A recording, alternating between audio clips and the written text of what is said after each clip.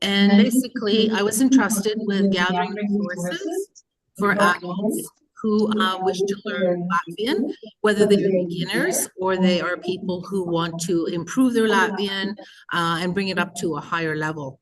So it all started basically, I was at a 333 nometne in Tervet, and I met with someone called Patrick Perron, and he was the one who kind of gave me my first in to some resources. Patrick lives in Ottawa. He works for the military, or he is in the military, sorry. And he was stationed in Latvia, and he met a lovely Latvian girl, and they married, and they have children, and he's very serious about learning Latvian. And he was the one who really got me started. So when I came back from Tervet, I decided that the best thing to do was I wanted to leave my phone on WhatsApp group so that later we could pass it around. But and the WhatsApp group was just a way for us to find out what people wanted from me, what kind of resources they needed, and also to give us feedback. Was I doing what was needed? So we set up the WhatsApp group. Thank you to Maris Zarinch, who designed our logo, and Datse Weinberg, who actually helped me get it started. And we've got about 18 people on the WhatsApp group, and some people have come in and then left, and some people are hanging on, and we talk from time to time. But this particular website and this list of resources is not dependent on WhatsApp. You don't have to be in the WhatsApp group in order to access this. So we decided we needed to do a launch. And so many of these things that I found, I did in October, November, December, and time has passed. And so we had some glitches, and Mirza Ovens and Ingrid really helped me with graphics and also getting this all from a document onto the website. But there's still some glitches, but we're still working on it, and I will be adding and I will be editing. This is an ongoing project. It's not over now because of this launch. Anyway, I want to get started. So what you have to do to get to the website is to go lnok.net, and here we have lnok.net, and you go to resources. Go to resources, and you go to Let's Jump into Latvian. Okay, and I'm going to do English. And so we have a little bit of an introduction here, and then we have 9 categories. And so I think a good place to start is with conversation and pronunciation. Please stop me and ask me any questions, okay? So we have 2 print resources here, Latvian phrase book, Latvian for beginners. I tried not to turn to anything that was outdated. I wanted things that were fairly recent. So what you do is you just press on here, and then I have a little summary, that tells you, okay, this is the author, this is a beginner level, and then a little introduction, and this tells you that you can also visit the author's website. So I think it's kind of interesting information to help you if that's what you're interested, if you're interested in print resources. Am I talking too fast, Divas? Okay. Yeah, Ilami? Okay. Yeah, don't want to talk too fast. Yeah, it's uproot. Okay, so then we get to apps, and I think a lot of people really want to use apps. And so I have 5 apps, but only one of them is actually free. And it's to me, I think it's the Duolingo for Latvian learners, and that's called Lingo Hut. So the others are fine, but you have to pay for them. And I got also someone on the WhatsApp group told me that they weren't really that happy with the Mondi, but this is a really good one. And as I said, you can access it from anywhere. It's lnok.net. You go to resources. You don't have to be in the WhatsApp group. There's nothing stopping you from getting to these resources. And I will tell you what is free, and I will tell you what costs money, so that you're always very aware of that. So this one I thought was really fun. So I speak English and I want to learn. You can see all the different languages. This is really quite wonderful. and it's free Latvian lessons, and they're thematic. And it says it's beginner, and it looks like it's beginner. For instance, please and thank you, and numbers 10 through 100. It's all really wonderful. And then when you go down a ways, it really gets pretty complicated. And I was looking at lesson, I think it was number, which one was it now? Number 58. This one here, negotiating a price. I thought, okay, let's have a look. So you go to this and you go, okay. Cik tas maksā? Cik tas maksā? Then you can record yourself. Cik tas maksā? Then you can record yourself. Cik tas maksā? So you can hear yourself and your pronunciation. I think it's really quite wonderful. And you look at it. Tas ir pārāk dārgi. Vai jums ir kaut kas lētāks? Vai jūs varat to iesaiņot kā dāvanu, lūdzu? I think this is quite wonderful, don't you? Yeah, I was very impressed because you can record yourself and you can hear it. And that's why I put it under pronunciation and conversation, because the themes are really, I think they're very, very useful. And they're not all beginner. I think they would be beginner intermediate for sure. Okay.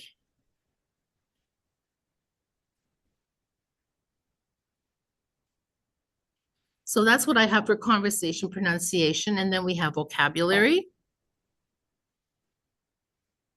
So here again, we have 4 print resources. And there's this one, Learn Latvian in 52 weeks. So you press on it.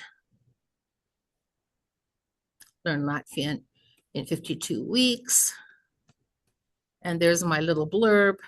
And actually you can see that I didn't accept everything, just unequivocally. Like, here's a somewhat unique premise, studying a number of sentences, that very little information is provided about the text. It has received some good ratings, but it is concerning that we could find an error. So I also critique things, like whatever I could, I looked at it to see, is this really going to be useful? So some people will find it useful, but I thought there might be some, something that maybe people would need to know about it. So I just want you to know that not everything got a glowing review. This one is interesting. Learn Latvian, and it talks about 2,000 key vocabularies. And you think, okay, 2,000 key vocabularies. And so what I've linked this to is a little video. It's 20 minutes long, so I'm not going to show it to you, but it talks about the Pareto principle. And the Pareto principle is 80-20. And what that means when you're learning language, 20% of the vocabulary will work for you 80% of the time. So when you think that Latvian has about 11,500 words in its vocabulary, then 2,000 words is a pretty good place to start with frequently used words, right? So I thought that was a good thing. So this is a very interesting video. As I said, you can watch it anytime. It's you'll find it here because I thought it was useful, because it's not just for language learning, but it basically tells you that you can't expect to be learning a lot of vocabulary. You have to actually use it, and you have to see it in order to use it. It has to be functional. And so if you learn 20% of the most frequently used words, those will be used 80% of the time. Does that make sense? So anyway, that's kind of the research behind that. So I thought that might be interesting. I've got a raised hand from okay. Aya on Okay. Zoom. So I don't know if you've got, yeah. Hi, it's Annette. I just wanted to suggest recording this because you're giving a lot of really great information. We are recording it. Oh, okay. Sorry. Thank you. No, that's fine. Thank you. I think we're recording it. I did press the button, but thank you. Is there anything else? Yeah, can you guys help with the chat? Yeah. Yeah. My days of multitasking are limited now. Okay.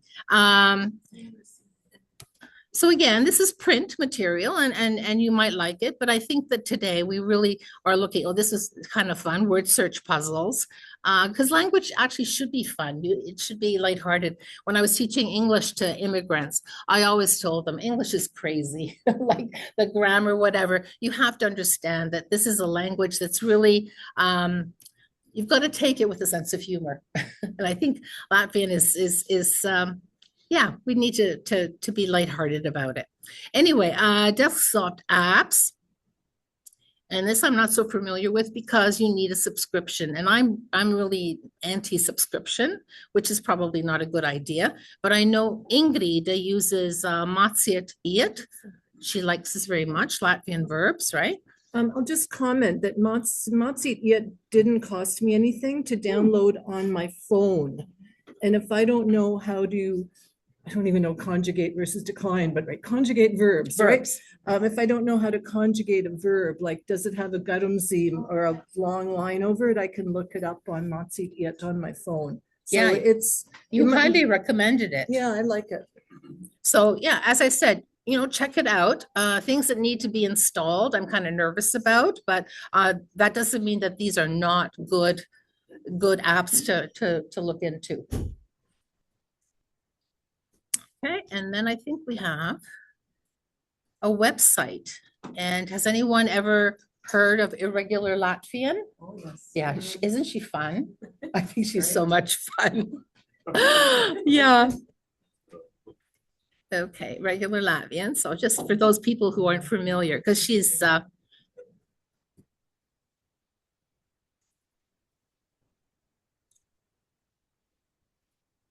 okay, so there's some shorts which kind of confuses our things.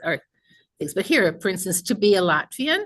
So just to give you an idea, let me just go back because I was playing it just to check to see if I could do that. Okay.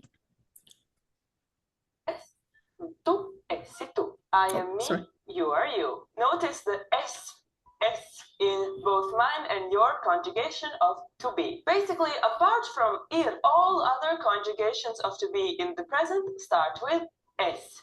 And you only need to remember the different endings. Mu or mu, like the cow says. For me, es esmu. For you, I, or if it's easier to remember, I, tu, esi. For us, mes, or like as if you were biting a big fricadelle. Mes, asam. And for you in the plural and also your highness, at. Asset. So when you need help remembering these, count to yourself mu, yi, at. And the rest is which of course is a grammatical coincidence and in no way implies that Latvians are anything less than the least self-centered and most humble nations that ever lived. Another Okay, so you get the gist of it, and she's got a lot, and she's got things that are connected to festivals. For the WhatsApp group, I suggested that they watch one before Christmas, and it was how to compliment the hostess at the Christmas dinner. Your in-laws or their grandparents or whatever for the wonderful meal that they're making, and she's just a lot of fun. She's just a lot of fun. Are there any questions before I go on?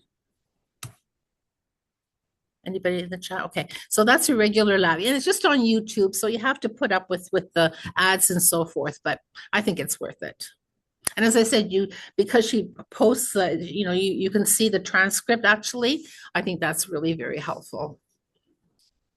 Okay, the next one, listening, speaking, reading, writing. So I'm a retired English as a second language specialist. And so when we talk about the language acquisition, we talk about receptive language, which is listening and reading because you're receiving information. But the only way a teacher can actually tell what's going on is through productive language, and that's through speaking and writing. And so the resources here tend to be more textbook-like, which are, again, very, very useful. And so I think I have 6 print resources that I've listed here. These are kind of interesting. This is for reading Latvian stories, but the others are really, they go through all the language skills, and that's why they've been included in this section. There's also an audio book that is meant for beginners that you can have a look at. And we have 3 apps. The thing with the apps are that they all come from Latvia. Well, one of them is like Sietīņš is actually PBLA. So E-Laipa is Latviešu valodas aģentūra in 2018, and Saziņas tilts, and it's for beginners and intermediate. Saziņas tilts is Latvian, Latviešu valodas aģentūra 2015. gadā, which is all levels. And then you have cietiņš, and cietiņš comes from PBLA and Sabiedrības integrācijas fonds. And the reason I'm telling you this, well, this one, cietiņš, is actually for teachers who are teaching in diaspora schools. And you have to use the adult filter if you want to get to the information, but there are so many resources there. And if anyone is teaching Latvian, that would be a good place to actually get materials that you might want to be using. So these are all, because they are produced from Latvia or with a lot of Latvian input, you have to have some reading knowledge of Latvian. So it's not for the beginner, I don't think. But they're still very, very useful. It depends on what your goals are and what your learning style is as well. Okay, dictionaries and translation tools, I'm not really going to go into. Google Translate used to be very bad, and it's vastly improved for Latvian and English. Dictionaries, I don't know, I have like half a dozen dictionaries at home. You can purchase them in Let's Shop, I think, and so forth. So I'm not going to really talk about that. Grammar resources. Okay, so there are three print that I have. This one is from Latvia, but it says it's beginners. A1 is beginning level. So I haven't been able to see it. Here we have again the apps that Ingrid mentioned, and there's also one here called Conjugator, which is for verbs, which I think is also very useful, and it's free, a free handy grammar for verb conjugation. So right now we can't really see it because of the share, but the same thing that we had for the vocabulary is here. There's also a website with this wonderful chart. And what I did, I actually photocopied it for you. So please help yourself. It's a treat.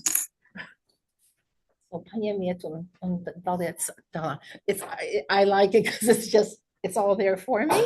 So when I was, Ingrid made me set up little quizzes for the grammar. We'll talk about that later. And I had to check this as well, because, we all need help with our verbs and our nouns. Doesn't matter what level you are. So anyway, but you can get your own here. But I thought I'd do that for you. Learn Latvian, free Latvian lessons also.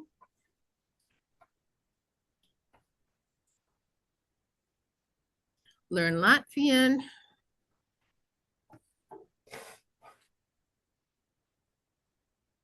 Okay, so Latvian lessons, and you can go, for instance, questions.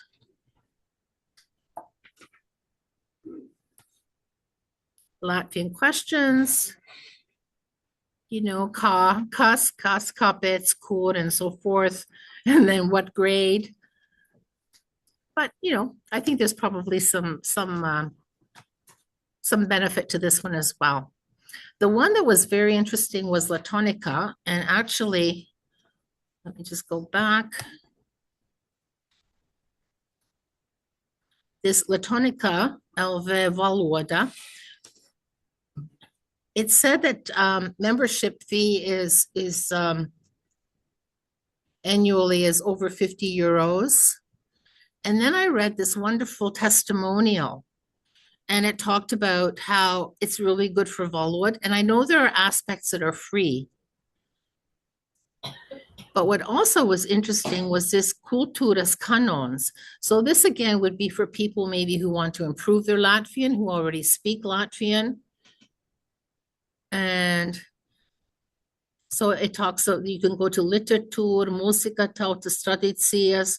So again, this is not for the faint of heart for English, but if you wanted to explore this and improve your Latvian, this would be an interesting place to go. But the language part came highly recommended in terms of, deciding is a verb, is a word a verb, and how do you use it as an adverb and so forth. So there was something. So again, parts of it I think are free. So I don't think you have to pay annually unless you're really, really going to be using it extensively. But I thought I'd include it anyway.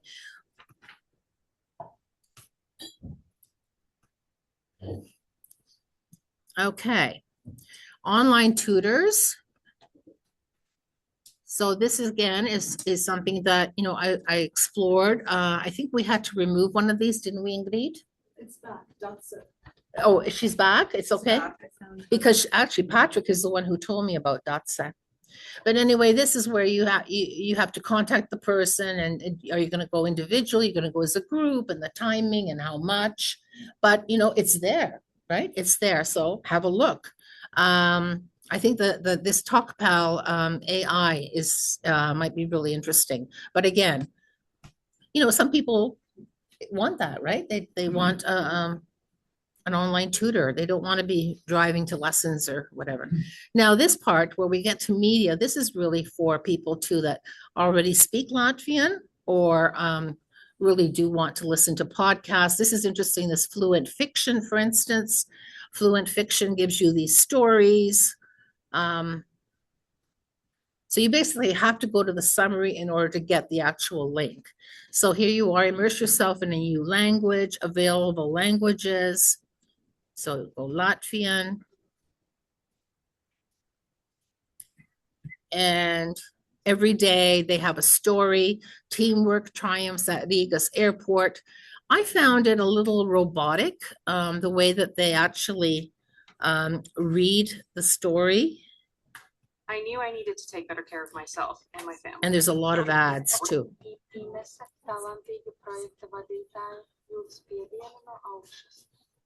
It's very hard to hear this, I'm sorry. But it is kind of robotic, but it might be something that you want to be looking at.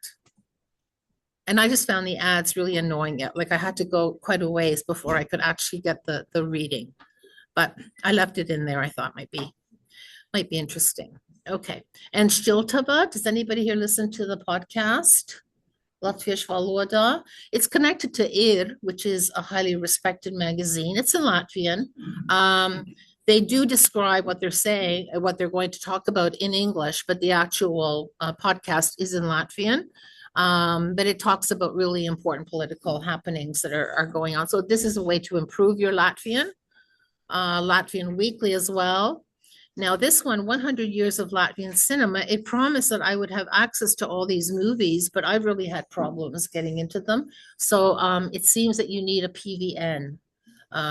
Because do you know what a PVN? Yeah, Yeah, I know what a PVN is, but I wanted to jump in and say that from today, because it's already tomorrow in Latvia, from February 1 to February 4th, there are 15 films that you can, or was it 8? 8 films, I think, that you can watch for free between now and Feb 4th. Oh, and there's a variety here of, or somewhere else? it's on, I put the link in Facebook. I think it's on filmsl.lv as well. Okay. But one of them is Postcard from Rome that's had quite a bit of Oh, traction. that was so lovely. So I haven't Did you see seen it, it, but Patricia? No, I haven't seen Oh, it. it's lovely. It was filmed here. I mean, Yeah. people were showing it. Yeah, we saw it at the, you saw it here. I saw Yeah, it it was here in Toronto, yeah. at the um, French, at the Alliance. But I quickly Francais. looked at it. I was gonna kind of post the pictures of the films, but they're not all long. Like there's also some that are only 28 minutes long. There's one that has animation. So I think it's worth kind of taking a look at and choosing something and watching it between Yeah. now and Feb 4th. Okay, yeah, because I know us, when it was also in President's Novembris, there were a lot of free films. And I mean, I started looking at them and there weren't too many that I found really worth or of interest to me personally. I'm sorry. I mean, I like politics and whatever, but the fact that they're being offered for free. So you may need a VPN in order to get those movies, but Not for these. but not for this time. Yeah, yeah, good. Thanks so much, Ingrid. Okay, this is what I like about the WhatsApp group too, that if people, you know, have a comment or something, and here too, you can reply if you see something, because it's hard to monitor all these websites and all these apps and things, you know, change. And so if you come across something and you really love it, you can reply to it. It allows you to do that on the website, or you can, if you're in the WhatsApp group, you can always write me and let me know as well, and we'll do whatever we can to adjust it. Ingrid just had a friend who actually went through the whole thing and said, oh, this one's problematic. The and- friend has arrived. Oh, Zane. Oh, Paldias. Yeah, Zane actually went through all of them and she wrote up notes about this link is not, which is what we need. Because with technology, as I say, I feel like it's always shifting ground. That's why I like books. I like print, but I'm old. So that's my excuse. Okay, Zane Paldias, that was a huge job and we're working on it. We're working on it. Yeah, this one, for instance, Latvian television. Does anybody here watch Latvian television? Yeah.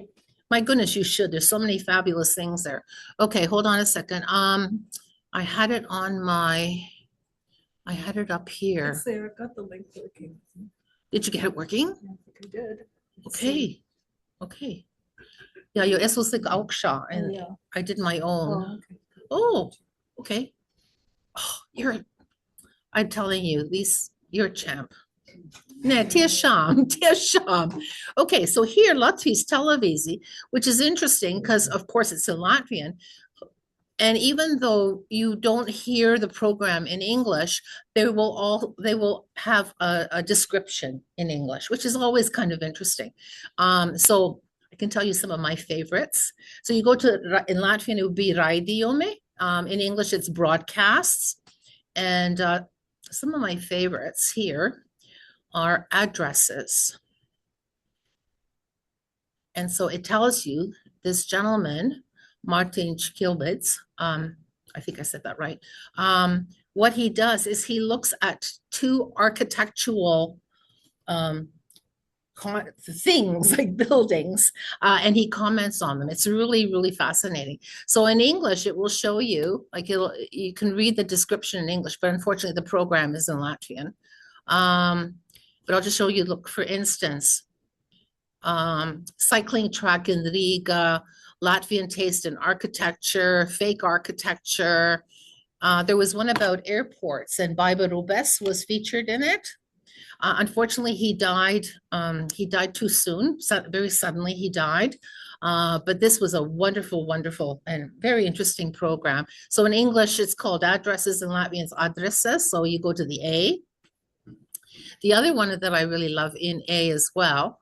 Let me see. What can I get back here? Okay, Lūdzu, back. Oh, okay, I'll go here. Broadcasts. Another one that I really love is keys, because latviski ir atslēgas. And this is for people who are interested in history or politics. Fascinating. And when he died, his widow published the book in Latvian, and our Datsa Weinberg translated it into English, which is a monumental job. It's fabulous program. This is our Datsa Weinberg here, by the way, for those who don't. Is she here? Oh, Datsīte! Sveiki, es redzēju, ka tu atnāc. Look at some of these very, like, it's, he tries to bring forth a perspective that maybe we had never considered before. So, as I said, if you're into that, but it is in Latvian, but you can sit someone beside you if this is your thing, if you really like it. But you can order the book. Sorry? It has its own website where you can order the books. But does it have subtitles? It doesn't, does it? No, but the books are a transcription. Yeah, I So know. you can Maybe read the chapter in repeat the what book. Dutz is saying, just to make sure. Yeah, so that Dutz we is saying that you can order the books, where? The Atslēgas.tv, not LV. TV. Atslēgas.tv. Okay, Atslēgas TV. You can order the English or the Latvian. Datsa Weinberg is the one who is right here with us tonight, is the one who translated from the Latvian to the English. And I'm sorry to say, I don't think there are subtitles. Thanks for the question. I haven't checked the website. They were going to subtitle them because all the episodes are on that Atslēgas.tv site. Uh-huh. So you can watch them there all in order because they're in chronological order. And they were going to subtitle them. I mean, they have the copy to do it. So I just haven't checked recently.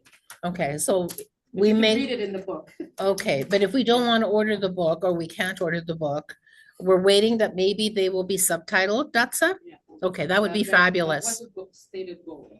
Yeah, yeah. which I think he's just brilliant. I just love it. Then one that's a little more lighthearted I love is called Te, or Here.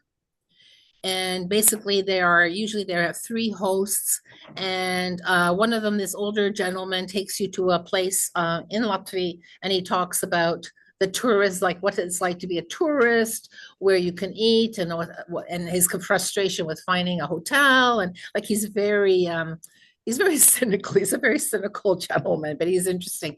And then they always feature an entrepreneur in Latvia, someone who has discovered something, someone who's making a kuoklis, for instance, someone who is what do you call it? You can't ferment black garlic. Anyway, it's just very interesting, but it's in Latvian, but you can read what it's about in English. And if you just want to listen to Latvian, it doesn't hurt to just listen. I know when I was in university, my landlady watched soap operas, and that's how she was learning English. So, you pick something that you're interested in, and that's your vehicle for getting into the language and getting the skills that you want. And then there was one that was really funny that I wanted to share with you. Where did it go? Pagaidi.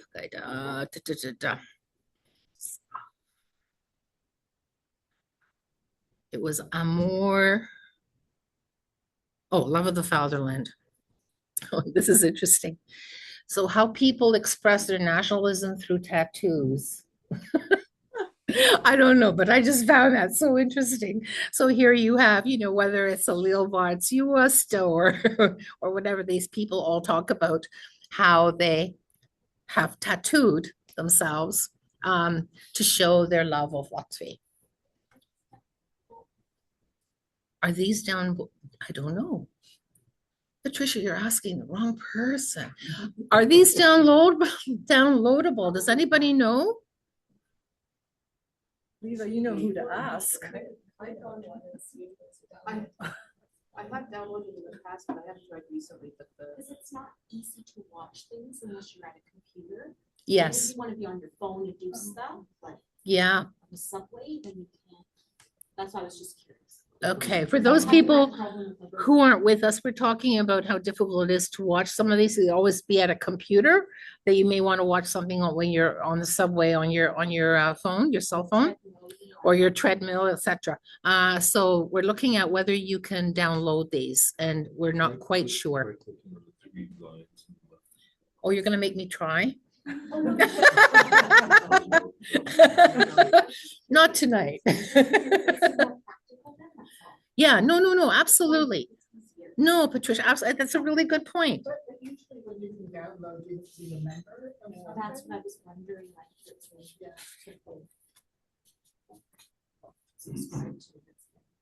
some of the outside material is also on YouTube. Oh. I'm actually not sure what gets posted on. So YouTube try, and what yeah. doesn't. And you can download from YouTube. The protocols keep changing, but that's an option. So we're talking about how some of these programs could probably be downloaded on YouTube.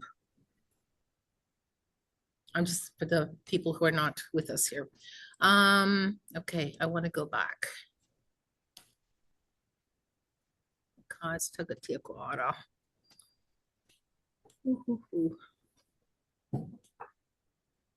Not getting my arrow. I have a few more things I wanted to show you. Oh, maybe here? Nah. Nah. Okay, I love getting in here, but now I want to get out. I think when you click on the page, it opens a new tab. Open up here? We'll try and go up to under you are screen sharing and click the website again. They're here? I know, don't change that. No, I'm afraid I Yeah, have a yeah, trigger think so. finger. See right under screen, if you can click under there. Cornelia. Turkish tour. Click up there. Oh, it keeps coming down. Yeah, I Okay. know, because I wanted to, yeah. I want to get back to, Try back there. there we are. Yeah, we're going back this way. This is perfect. I can handle this. Latvijas televīzija. Oops, kas te te notiek? Okay.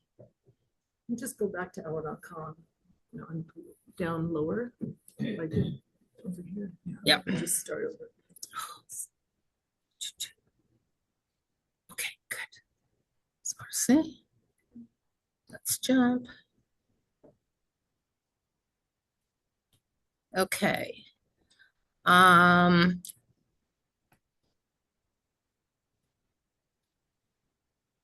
So we've got these. Now this is fabulous. This one here. LSM, LV. And again, this is in Latvian or English. And this is totally accessible in English. And so here you can get news, you can get media, literature. Did you know that cat adoption website is now launched in Latvia? Like, really, this is fascinating. I'm serious. Okay, so like, what is the weather in Latvia? What's happening in Ukraine? The movie Strauma. Like, this is just fabulous. And again, all totally in Latvian or totally all in English. So I wanted to make sure that you know that. And that's under podcast.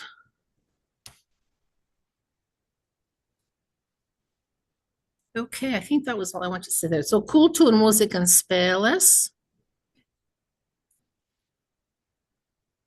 If you're interested in music, Latvian Sun Song Melodies, this is print. It's totally bilingual. You get music, you get notes with lyrics in Latvian and in English. If you're interested in history, there's a book here about history in English. This one was an interesting one, Dining by the Stars, an astrology cookbook. But the thing that drew me to it was that it all features chefs in Latvia, like well-known chefs working in respected restaurants in Latvia. So I thought that would be fun. An app, 100 Latvians you may know, but you have to do it on your iPad or your cell phone. And again, very interesting. Oh no, I won't. Yeah, you may know. So I don't think we'll see that much. Yeah, you can't really see that much here, but if you go on your cell phone, you can download it for free. And it's a lot of fun too. So, and again, sports and literature, politics, music, everything. Vārdalis, which is Wordle. Has anybody tried the Latvian Wordle? Did you like it, Leva? It's hard. It's hard. It's hard because of garumzīmes and with the endings, right? Yeah. I didn't do it for too long. I kind of lost. Tautas, I think we were having some problems with tautas. I think Zana was showing us that there was a problem with it. Yeah, couldn't reach it. So we have to work on that one.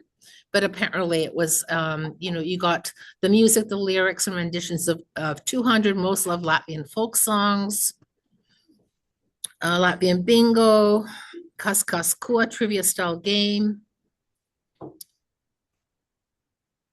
Again, as I said, it's games, music, culture, and leave a reply. It's on Google Play. And so ethnography, geography, literature, sports, language, history, and music. And again, leave a reply. So if you see something, it's not working, please let us know. And hopefully Zana will help us in the future as well. Yeah. Also, one of our plans this year is to leave a reply on every page. So if you've used something and you like it, then please make a note that you liked it. Or if you looked at it and it wasn't any good, then leave a note that it wasn't useful. So I think that'll just help everybody else to know what to pursue. Yeah, absolutely. Okay, and then the last one is Mācīsimies kopā. Let me put that Latvian. It's basically let's learn together. And what we had here were suggestions for how you can build a community of learners. And so we mentioned this Learn Latvian. setting up a book club. And I know that, I'm pretty sure, I think it's Immediates that have a book club.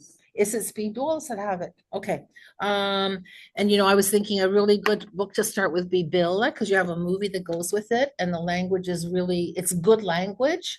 And once you get in a little bit, it flows. Like every book is hard when you start, right? But this is a beautiful book. It's well written. It's of literary merit, but it's not pretentious or anything. Like the language is very doable, about a young girl in pre-war Latvia who lived in poverty, basically, and beautiful, beautiful story. Language Cafe. So last week, Datsa invited me to go to the Estonian Language Cafe. They have it every other week. It's run by a native speaker. And there were 7 people, I think, right, that seat? I think so. Yeah, and they were young students, and basically at the beginning, everybody's just sort of talked and introduced themselves, and they were already familiar with one another, but she said it always, like the people who come to the cafe change. It's not always the same people. Some people will come, maybe only once a month and so forth. And then what she did was she had a worksheet that basically had questions, and they were all weather themed. And then they would have to go around the circle, and they would have to ask the question and answer the question. And she really stressed the fact that it was a cafe. It was not a lesson. She said, I am not a teacher.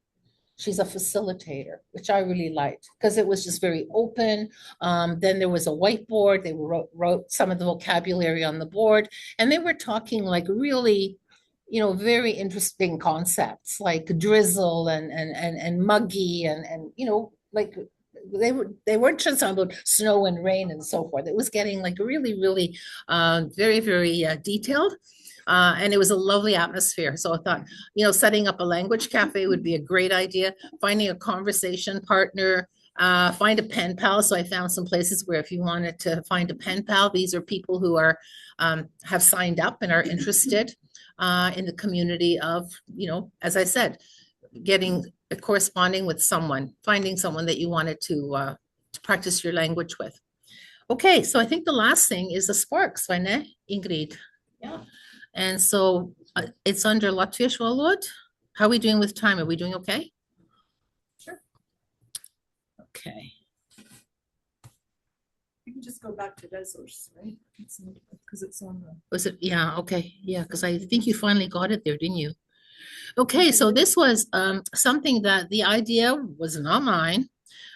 It was Laura and Diana who did the other part of the project, which was to find resources for parents or grandparents with preschoolers.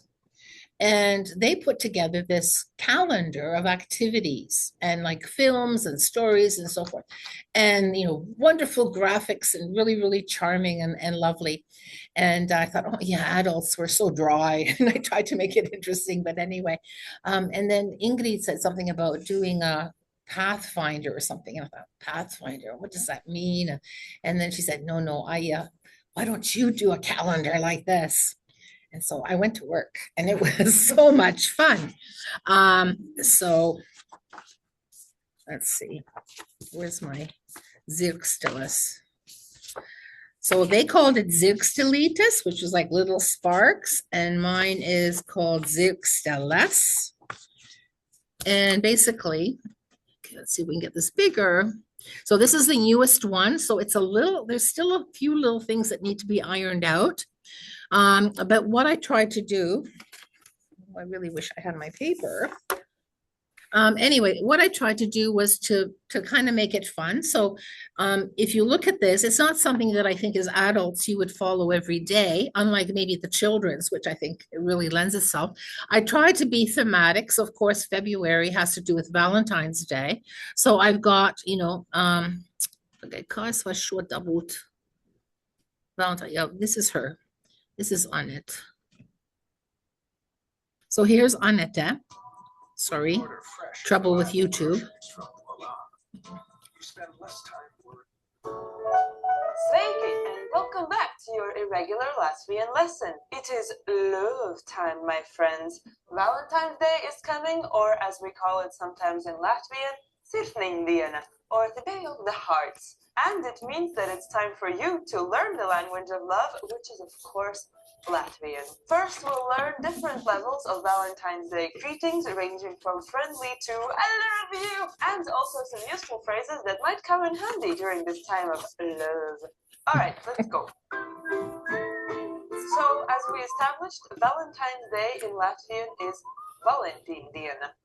Valentīndiena. And the most important word to construct a greeting is the word greeting, which in Latvian is sveiciens. Sveiciens. Sveiciens. A greeting. So, if you want to greet someone, a friend, a boss, a colleague, without declaring your undying love for them, you can simply say or write Sveiciens Valentīndiena. Sveiciens Valentīndiena. This is a very nice, light, and low-key way to acknowledge the holiday without the cannons of hearts blasting. If you want to add a little bit more love, you can say Mīļš sveiciens Valentīndiena. Mīļš sveiciens Valentīndiena. I don't know, I just find her very charming. So I've put her in some of the sparks. So I put her there for the Valentine's Day. I thought that was really very much. In January, she said in January, a lot of us suffer from SAD, right? From seasonal affective disorder. So we should make pancakes. And so that was in the January one, which I think they can still access, right, Ingrid? Sorry? Can they still access the January one? Not today, but you will be able to. Okay, yeah, because as I said, you would just flit around it because different things interest different people. So here the theme was basically Valentine's Day. So there's some grammar, milat, for instance. So conjugate the verb in the present tense. And Ingrid made me make a test, like a little quiz, which was not easy, but anyway, there they are. So give them a try. Music. I love this song. Do you know this song? Vai mēs varam kaut ko mazliet iemācīties šovakar? Tas būs šāds te jauks ritmiņš.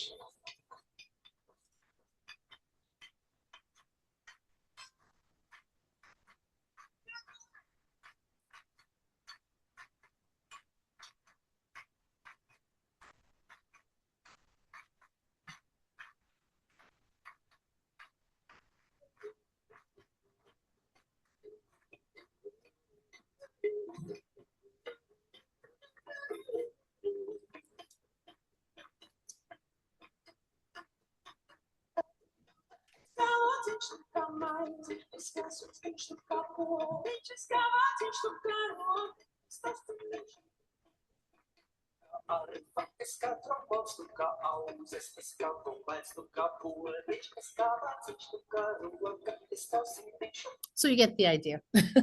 I thought that was kind of sweet for Valentine's Day, right? And so there's things about nature. There's what else have I got here? I can't find my paper, but ice hockey. So I had to renew that. Then how to talk about ice hockey, vocabulary about ice hockey, a little bit about tourism, a little bit about history. That's sort of what happened in 1922. And here you can see a real mix of Latvian and English. I just kind of went, whatever. So there are riddles, there are idioms, there are proverbs, there's folklore, the night sky in Riga. The one thing that we didn't figure out yet is how to hide the answers. Because when I actually wrote the document, I was able to kind of put over. I think I did it in a weird way. Yeah, but we still want to work on that. But yeah, because we want you to have the answer available, but you don't have to see it right there. So yeah, this was a lot of fun. And so we're going to be doing this every month. So again, just enjoy it, and we'll try and make sure that January is back up there. Yeah, so nature, whatever your interest is. And again, let us know, and I'll find it for you because I want it to be fun. There was one about potatoes, and I think Kur palika pakartupelia. Oh, you know Latvians what? I love, think it's hidden under. I How do we think it is close too. this? Can we close it? Can we close it? Can I go I'm like gonna that? minimize it on the left. This one? Yeah. Oh, There we good. There go. we go. Okay, so what happened here? I couldn't find this one. Oh. Latvians love potatoes so much that there is 163 different names for it in the Latvian language. So we all know the normal kartupelis, but apparently they are called ratsenes, tupenes, and so on. Latvians are obsessed with potatoes. Okay. And I found another one that was really cute too. Do you guys know True Latvian? Yeah, he does one about potatoes too. Yeah, I had him up at the top, but now I can't find him because all my tabs here. True Latvian, potatoes. Oh, he's got a lot of interesting ones, but it's a bit dark humor, isn't it, on it? It's, yeah, yeah, I know. Okay, about potatoes. I think this might be it, yeah. I think we need to talk about something serious. Potato. Some people say that Latvians like potatoes a lot. That is true. And here is why. Potatoes are easy to deal with. They don't run away when you try to eat them. Like pigs, for example. Boil them, fry them, put them into burning fire even. Whatever you do, they come out awesome. Just like Arnold Schwarzenegger. You can make a lot of things out of potatoes. Fried, boiled, mash, pie, pancakes, soup. So you can make your own alcohol out of potatoes. Do you even need another reason? Potatoes are so awesome, you measure them in bags and buckets. Have you ever heard someone say, I bought a bucket of spaghetti? Exactly. Potatoes are friendly. They go great together with any meat, salad, mushroom, fish, you know, whatever. What does sushi go together with? That's right, nothing. But not friendly. And also we like potatoes so much because they are like a little bit like us. Hard, simple, a bit muddy, maybe not very fancy, but will always feed you. Sure, other food is nice and fun, like those 7 warm evenings in the summer. But trust me, you will want some bags of potatoes in your basement when the winter is coming. Okay. Okay. And then, besides that, okay, good, Polly, can I get back to my, yeah.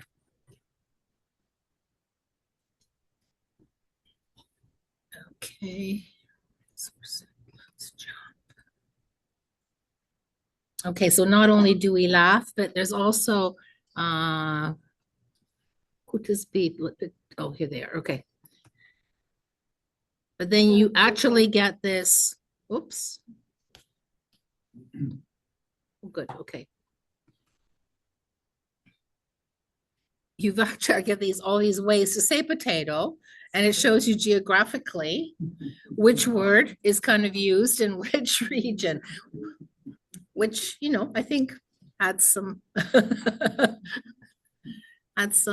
academic an academic aspect to our humor, but the humor is fun.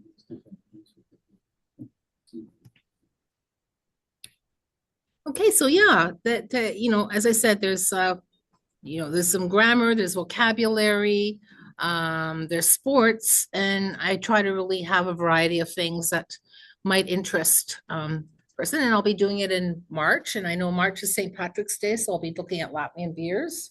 I've already got that sourced, and yeah, because that's it. Are there any questions? I just want to compliment you. This is pretty amazing. Oh, Paul So Diaz, I- thank you. Bravo. Oh, Paul Diaz, Linda. Bravo. Amazing. was fun. Oh, so a few things I wanted to add, but we want to clean this up because, as I said, Zana had pointed some things out to us that we need to fix. So one of the things I want to put in here, has anybody seen the Dinah's Wit and Wisdom? It's in English. It's really interesting. And there's one thing I was reading because I love mittens. And there was one thing I was reading, and this kind of links to what you were saying, Ingrid, about pilsata and jautājums. So here there's, I'm just going to read this in Latvian and then English and then the comment because I thought it was interesting. Es gan redzu māmulīte, tu būsi mani pārdevusi. Man adīti cirai becimdi tautu dēlu rociņā. I can see, my mother dearest, that thou must have sold me now. Pattern mittens that I knitted are in country fellow's hand. So that's the English translation. The presentation of the fancy mittens indicates that the mother has accepted the suitor as her future son-in-law without her daughter's consent or knowledge.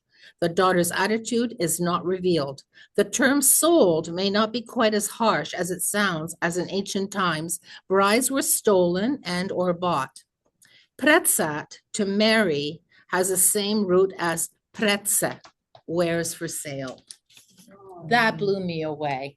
Prețatius, to marry. Prețe is like merchandise. Is that something?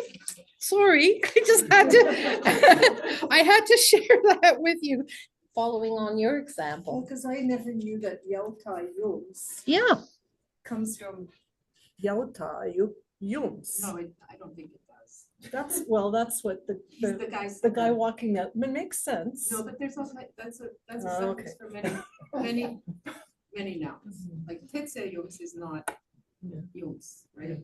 How about pilsata then? That's not Yeah, really the- that makes sense. Pills. Pills, sata. sata, Yard yeah, around. the yard around, Sure. within the Yes. confines of the, yeah. No, language is fascinating. So I want, for me, I think as an ESL specialist, for me, I think it's communicating. And I think when you want to learn Latvian, you have a goal. Why are you interested in learning Latvian? So obviously, if you're going to do it for academic reasons or for business reasons, for a job, a career, you're going to take the grammar very seriously. You're going to build your vocabulary in the sphere that you are working in, because every profession has its vocabulary, right? Whether you're an educator, whether you are in medicine or health services, or you are in law, there's a certain language that you use, and that's what you would have to learn in Latvian if that's what you want to do. But I think many of us want to learn Latvian because we want to be able to communicate with people around the table, people that we have chosen to be with, and they have Latvian roots, and we want to enjoy that with them and learn from that. But it's not just, speaking to them and trying to be really hard on yourself, but I think it's also learning about Latvia so that maybe you're not speaking in Latvian, but you're speaking about Latvia and things Latvian. I think that's kind of my thrust here, because when I was teaching ESL, depending on the level again and what the students wanted, it was communication. That's what you want. Because you're building relationships and you want to be able to communicate with people. And so that's where that 80-20 principle, I think, really comes in, is where you don't have to learn, 12,000 words in Latvian. Learn 2,000 and then maybe build from there. Like if that's your thing, absolutely go for it. But you don't have to feel pressure. And I think if we can do it with a smile, I think that's a really good thing. I was looking at some old materials that we had when we were learning Latvian as kids in Latvian school, filling out the different grammar tables and things. And I mean, filling in tables was fun, but did it really help me? I don't know, probably it did to some degree, but times have changed.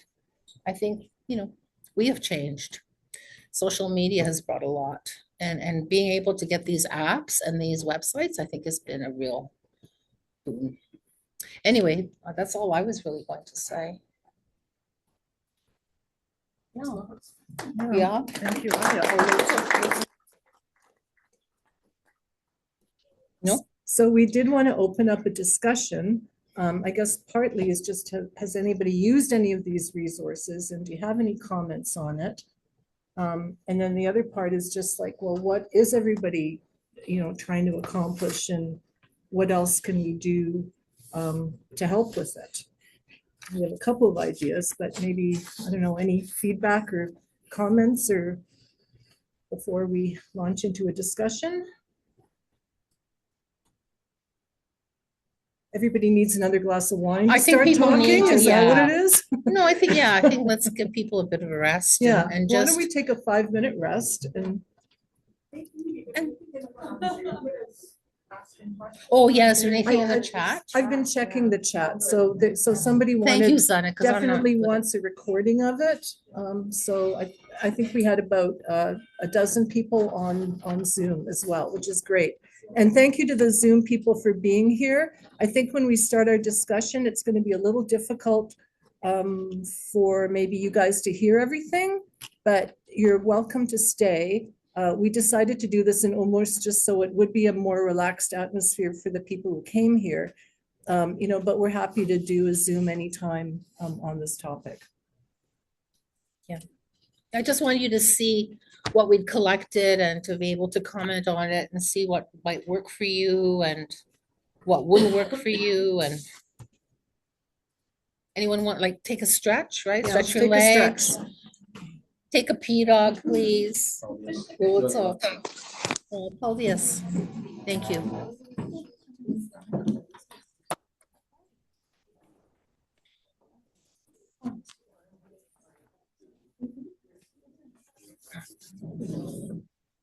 Tas labākais bija, ko tu parādīji. Kas tev patika? Ne tikai to valodu, bet tips, kas mēs esam. Jā. Un man liekas, tas ir tas viss pamats, kas mēs esam. Jā. Jā. Teiksim, valoda ir ļoti svarīga visi, bet kas mēs esam un kāpēc? Jā. Un tu to parādi. Jā, es domāju. Es cerēju. Jā. Es cerēju. Paldies. Lūdzu. Tik jauki tev redzēt, Zane. Es gribēju tev uzrakstīt pateicību. Oh. Thank you for coming. Do you have a question? I'm 2 minutes late.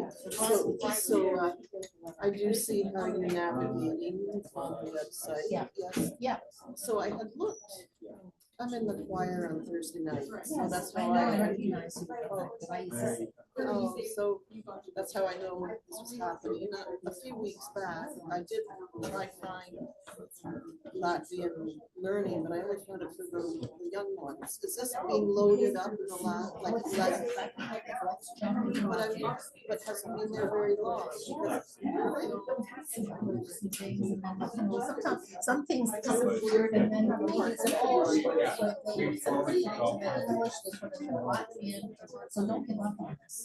So just go out.net, okay, and then just put your sources in English, and then let's jump into Latvian. And what you saw tonight is what's there. Okay, and if anything jumps around, email us or reply or ask, okay? Because things they jump around. I mean, I think we put this up in November. Not the sparks, but a lot of them. And I had a and then I had and then when I went to that.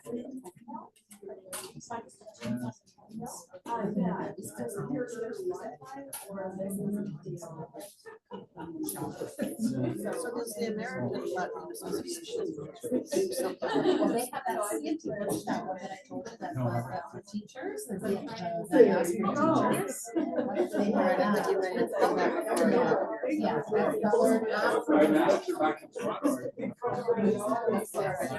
but they don't have anything extensively developed. well, they don't have anything like this, but they do a lot of stuff. I mean, if you go to that CNT, there are like 6,000 resources. You go to the website. Almost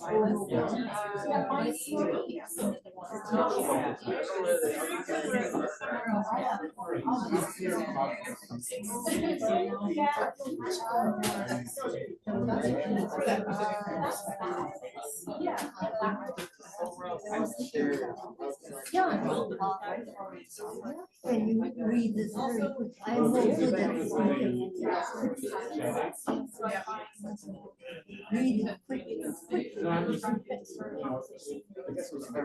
It's an experiment.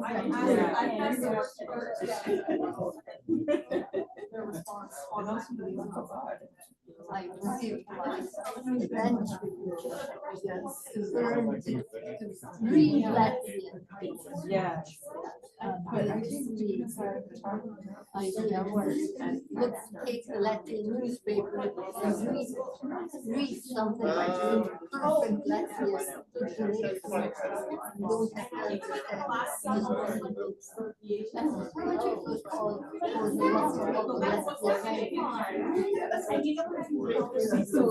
How early did they start learning?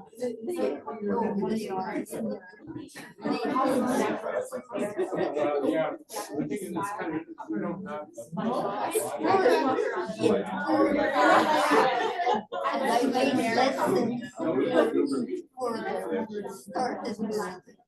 So my project was to make my grandchildren learn to read Latvian, doesn't matter and I write with 10,000. Did it work? Wow.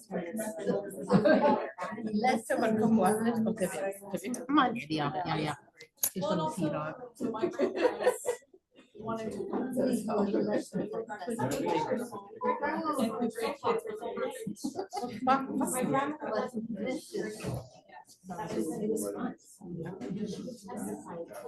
But my mother decided to make people want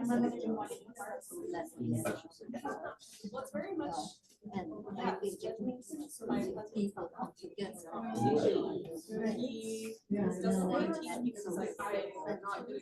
be honest, if we go back Well, these days, like, it's hard to get people together. People, I have never worked from home. You know, all the COVID, I have to go to the office and everything. But a lot of people now kind of are focused around the house, so it's hard to get them dislodged. What wrong pressure is the shop? Can one on the opposite no California? It is very interesting. Depending on which hour. Who's leading the discussion? You are. I am. I'll talk about it about the days or whatever. Okay. Because it may be. We didn't get the whiteboard, eh? No, we have a whiteboard right here. Oh, do you want to put it up at the front? I can write and you can talk. We can stick it on the chair at the front, I guess. I think people in Zoom won't be able to hear it. Yeah. This just happened 2 days ago. I'm so happy to be able to go out again. Yeah, so that was mine. I know.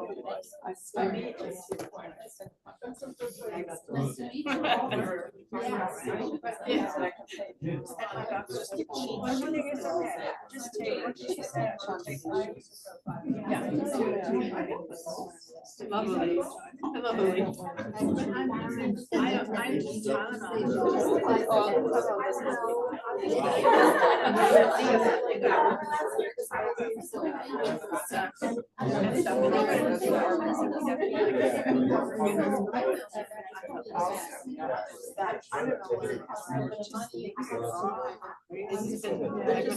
Remember the traditional layers.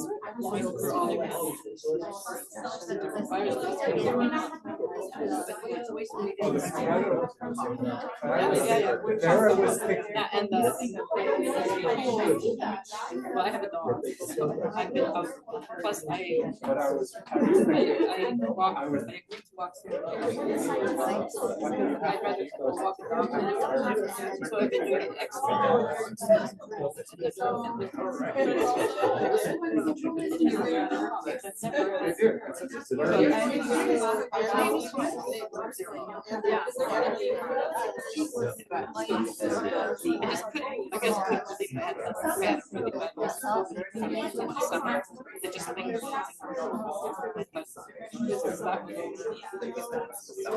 Oh, well, where else? We had our very own. Yeah, she was teaching. Everybody actually Continuing education courses now. got it. And they said it was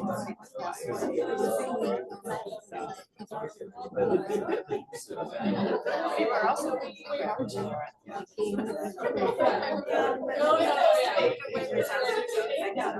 So I sang in the Latvian choir. She was in the choir 5 years ago for the 2019 song festival. She wasn't in the choir for last year's song festival. She's still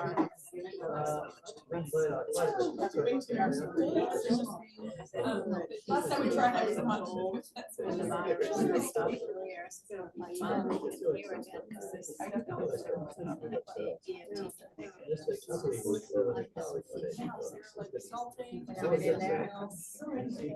just want to arrive somewhere.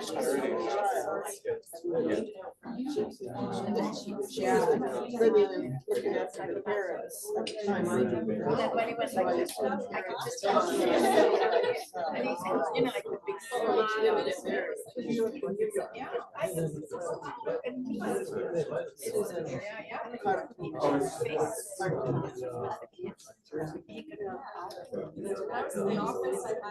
But I also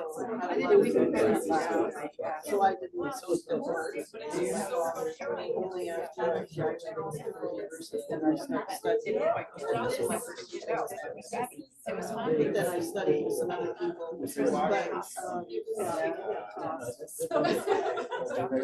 I'm reluctant to start. But I am singing in the choir. So every year I do hear the Latin. We don't have any time left.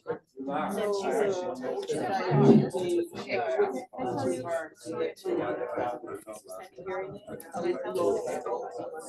Okay. Because I got effort. Okay. I still work. I'm still very busy. This is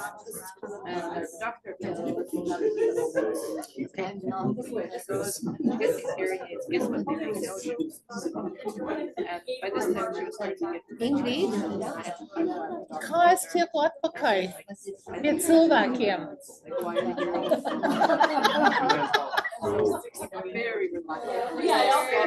Mēs viņus, hello, kur mēs esam? It's the view, I think, like, Silva, Oh, hello. And there's links to Oh, Paldies, thank you for holding on. So we're just going to try to do a little bit of brainstorming about next steps. So I mentioned that if you are interested maybe in setting up a book club or a language cafe, these are things that maybe we can support in terms of helping you get that organized. There was a wonderful offer to organize something in Sidrbene. And so I made some phone calls to find out when they have availability. And I was hoping that we could maybe brainstorm some of the things that we could do in Sidrbene. But is there something else you want to talk about before then, Ingrid?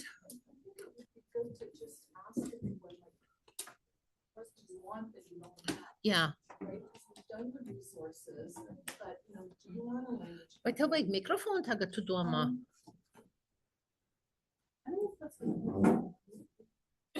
Vai tevi dzird? Now, right? Yeah. Okay. Zoom people here? I'm just curious. Do the Zoom people hear Ingrid? When I'm talking, can you? Yeah, hear me? Oh, yeah. okay, great. So we'll use the mic and. And do you want me to come write things?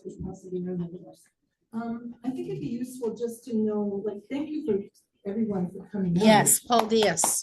First of all, big thank you. So the question is just, when you think I want to learn Latvian, what do you imagine that you want that would help you learn Latvian that you don't have right now? I think we'd be interested in kind of hearing that, because there's everything from, like Aya mentioned, there's been a suggestion of doing a language weekend in Sidrbene, which might be appealing. that maybe there are others who think, oh, I do want some kind of cafe every other week, or hey, I want a private tutor. Like, what do you feel that you need or would like? Who's going to go first? Okay, I think what I'm not understanding, I appreciate the question, I really want to get into it, but I don't think I understand maybe what level everyone's at. Like, what's everyone, like, you know, some of us are not beginner, some of us are stuck in the middle, and or we may be missing, like I use the LIPA book, which is the Latvian government book, the text that they study so they can write the exams.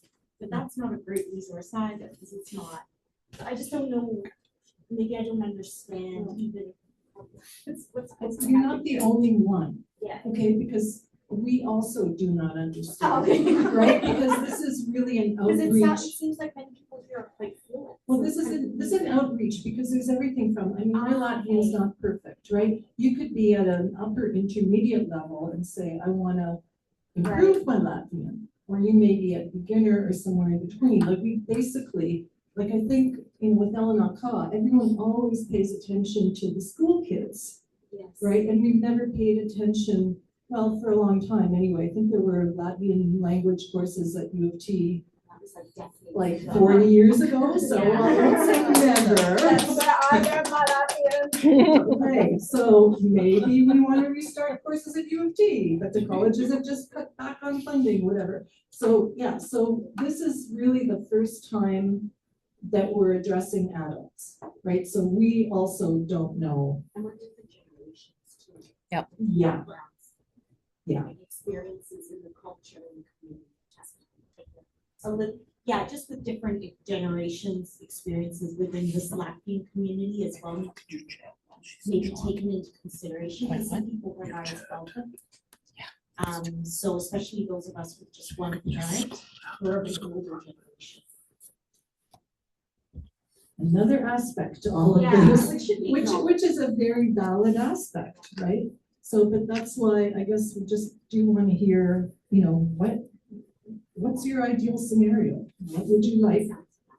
Yeah, weekend sounds fun. Fun and community and getting to know people in the community, I think is interesting. And I think, you know, personally, I think a weekend like that, if we put it together, you could find out what level people are at, right? And create small groups for, you know, for beginners through to different levels. Okay, who's going to go next? Because you're closer to the mic. Social anxiety. Hi, I'm Leah. So my situation is that I have one parent who's Latvian, one that's not. Wasn't raised really celebrating the culture or speaking the language. My grandparents were of the older generation that escaped during the war, but when they came here, they wanted to immerse themselves in this culture. So around the grandkids, only English was spoken because they were trying to strengthen their language. So I had no base. And then when I was, I don't know, 20 years old, 17 years ago or something, I met some Latvians. They invited me to come dance. So I've been dancing on and off with Latvian for almost 2 decades now, which is great. It's strengthened my vocabulary, but it's so hard to bridge that gap from knowing a few words here and there to being anywhere close to conversational. And also 2 hours once a week is not immersive enough to really bridge that gap. So for me, my sister, and I know a lot of people, Eva, would really benefit from something that's immersive, like a weekend, a series of weekends at SID or wherever it happens to be. Also being in the workforce, and I have 2 young children, it's really hard to motivate myself to have the energy to try to put together some sort of class for myself, or I just don't know where to start. So that would be very helpful.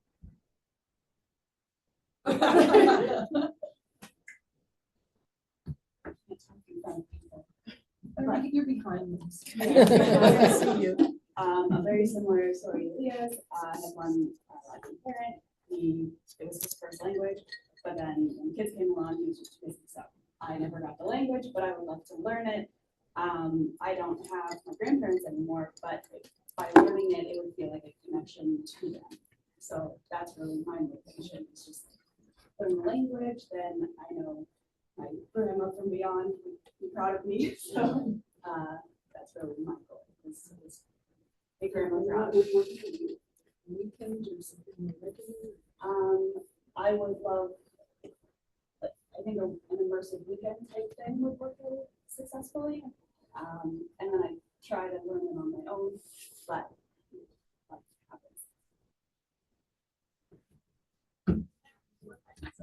happens. So speaking of small children, I really want to give them the experience that I never had with learning it. So it's a sensitivity to me because I don't know how to help them learn the language. I want to involve them and I want to send them to Latvian school, but it's a source of discomfort for me because suddenly they're learning a language that I don't speak and I can't help them learn the grammar, etc. So it's something that I really want for them that I didn't have, but again, it's really hard for me to facilitate.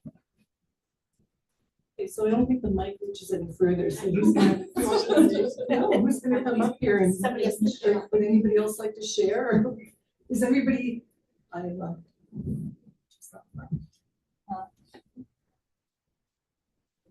my grandchildren don't speak Latvian at home. Their parents are totally fluent in Latvian. If my children had more Latvian friends, then their children would hear Latvian spoken. So I'm interested in getting Latvians to come, not my generation, the seniors, but the next generation, to develop friendships amongst Latvians so they can use their good knowledge of Latvian and pass it on to their children. Yeah. I have no Latvian friends. I have no family either. So there's some of us as well that don't have any connections at all. And I have no family remaining in Canada at all. And I have no friends because I'm of the generation that, you know, I'm in the middle. does anyone else want to come to the mic, or do you want to say you feel the same way, or you have a completely different story?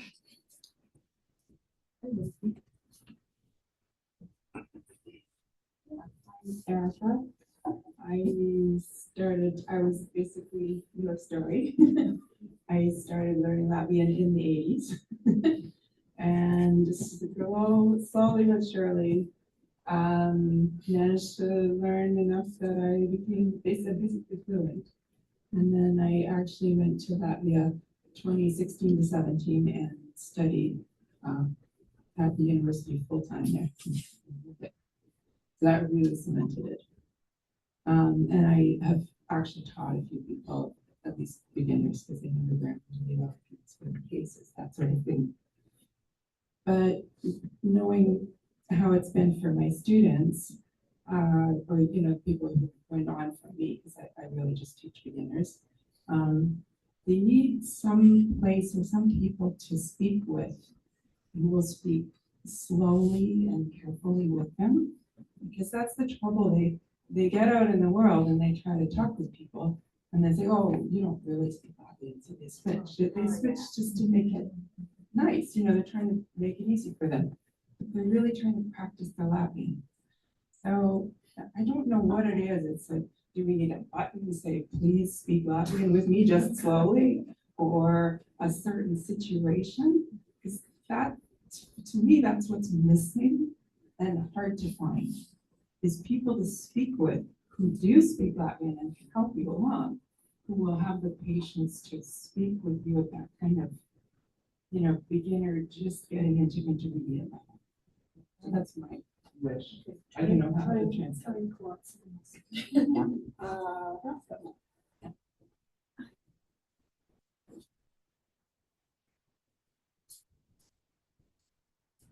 I'm Laura Lasseray. I'm of the senior generation. I have 4 grandkids. We have 4 grandkids. My husband is Latvian. I'm German original. So when I was with my husband, Hold your microphone up. We can't hear you. Latvian speak. Learn Latvian. Okay, that was. They were looking for Latvian speaking wives. Okay, so I looked, where can I learn Latvian? And I started at the church. There were semi-private lessons offered through one of the teachers that was involved in the immersion class in public school. And that's why I started with another girl who was French, and she was also engaged to a Latvian. So that's how we started. We went once a week, and we tried to get this Latvian teacher to teach us some, not just beautiful language and all the flower language that pertain to the seasons, but is there not some swear words or something like that? She said, no, they are not enough. Anyway, but we learned a lot, and because we learned about the seasons, and really she got us slowly into it, and we both wanted to learn Latvian because of our boyfriends. So the next step was Latvian 1 and 2 at the University of Toronto. And Latvian 1 was easy because everybody was at the same level. And although the class was, quite big, it was easy because we were learning at the same level. Latvian 2 was more difficult because we had Latvian speakers, who really wanted to perfect their Latvians. And then there was us, who had private lessons and the Latvian 1 experience. So it was more of a challenge, but she managed. So after that, it was really being involved in the Latvian society, church, going to song festivals, meeting other Latvians, and really being involved in the society. So that was a big, big fact. And then later on, I became a volunteer here at Center, so I had to speak Latvian. But anyway, you keep it up. Now mine is getting a little rusty.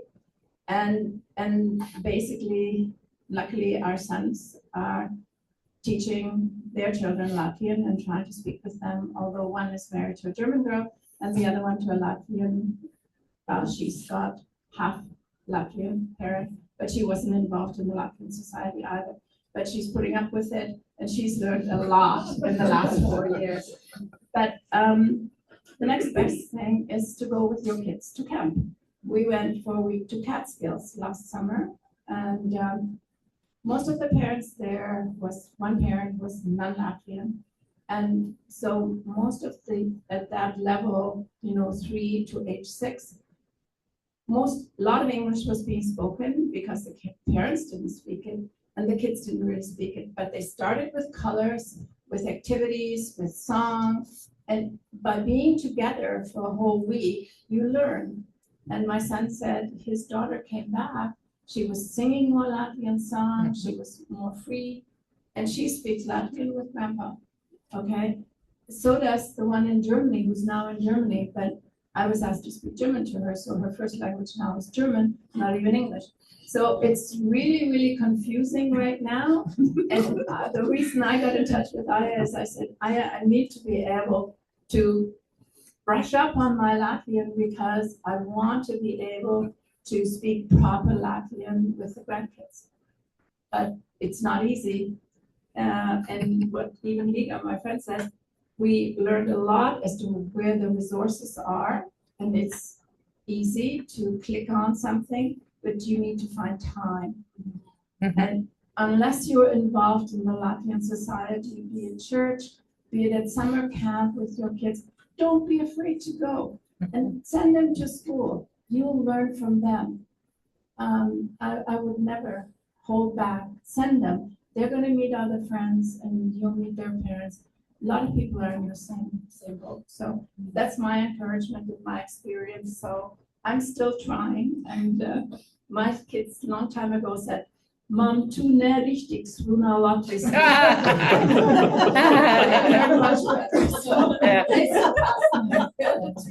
But it really got me, and I think it enriched my life by speaking the language. So thank you. So pass it on. Okay. Okay? Oh, no. That's it? I'll take it. Anyway, enough story.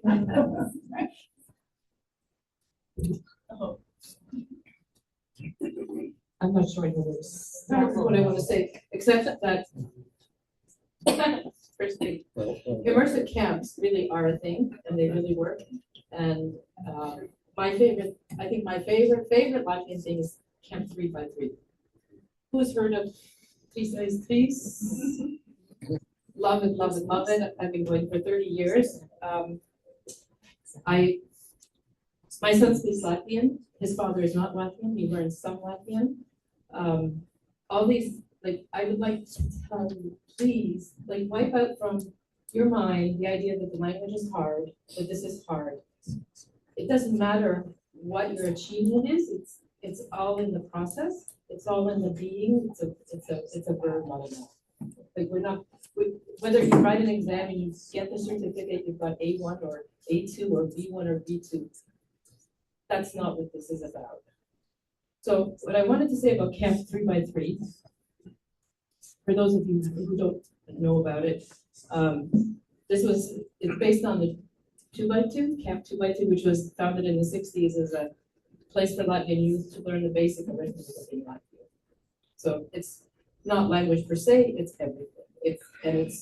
It's politics and history and language and literature and folklore and silversmithing and weaving and embroidery and stained glass and painting on silk and whatever it can be all kinds of things. The original 3x3 was started in 1981 in Gaddisdale, Michigan, because there were all these graduates of 2x2 who had no place to go. So 3x3 is for all ages. And one of the things that we haven't had in North America is a 3x3 in English. And there's been one in England since the 80s. So the challenge right now is that there are a number of us who think that we should have a 3x3 in English. However, the issue is that the people who are familiar with it and love it are the Latvian speakers, and it's already a ton of work to put together a Latvian language camp for 6 days on a volunteer basis. We get some funding from Latvia, and that's one of the bonuses is that we have guaranteed funding, so that if we wanted to have a 3x3 in English, we've got funding from Latvia to bring lecturers and experts over and to pay for travel expenses. So we've had a 3x3 in Canada 4 times, twice under Aya's leadership, and I've been program director for twice now. We had one last summer in Tevete, which is in the Laurentians. Tevete, by the way, is another camp that has language immersion for children who at least understand Latvian. I think no one's asking children to speak anymore, and the Camp 3x3 this last summer had only 4 Latvian-speaking children under the age of 6. So there's a demographic shift right now. For those who are war refugees, this is 4th generation, and those parents really can't achieve fluency with this 4th generation. So but it's a question of what we want to do, how we want to do it, and so I'm looking for volunteers to help organize the English language 3x3. I don't volunteer, but it seems, first I want to ask, did everybody who's here register with Aya? Like, does she have your names and email addresses? I have my list here somewhere. No, you guys know, but if you didn't, please give Aya your name and email. And everybody on chat, maybe you could add your email addresses and names as well in the chat. And we will try to remember to save that before it's over.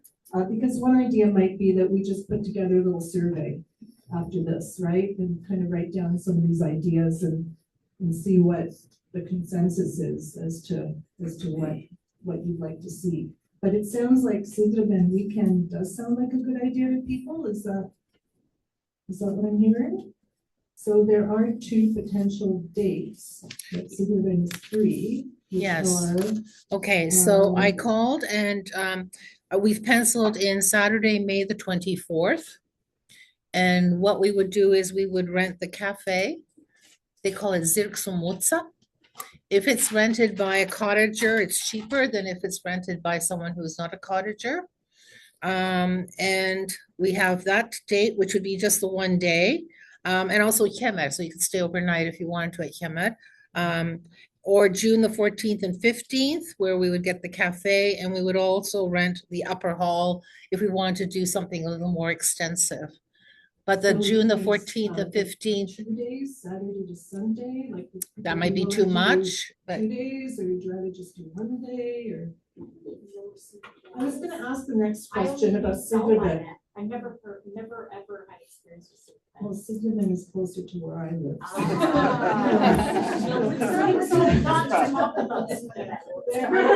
I believe it, no. When we were kids, like the rivalry between the sports teams of those two, but I didn't grow up in Hamilton or Toronto, so I'm neutral, but. I'm not. Sigleben is closer to Hamilton. So, I actually have a cottage at Sid through, so I'm married to a half Latvian, my sister's married to a half Latvian. Together, it's gotta be at least a full one. But also I will say, I'm gonna go on a tangent, is my husband is conversational, but he feels very self-conscious about his grammar, and so I'm all the time asking questions, or how do you say this, or hey, I heard this, is the root word that, and he just puts his hands up, and I think it's really ingrained that you either speak it incredibly well or you don't speak Yeah, it at all. no. And so he says, I'm not the person, and so he could be a fantastic resource. Obviously, we've been together for 15 years, but yeah.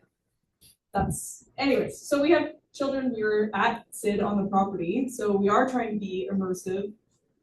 And I'm going to put my son is 4, and he's going to go to camp for the first time this year. My sister has children. I think there's been a big baby boom of people who feel very similar to me and are in a similar situation where we've all had kids, in the last 5 years, and we really want to give them that opportunity. Is there a way that we could time that language intensive, even if it's just a daytime thing, with the camp season, because the parents are already there dropping their kids off? And could we not drop them off and then maybe go somewhere for a couple of hours even?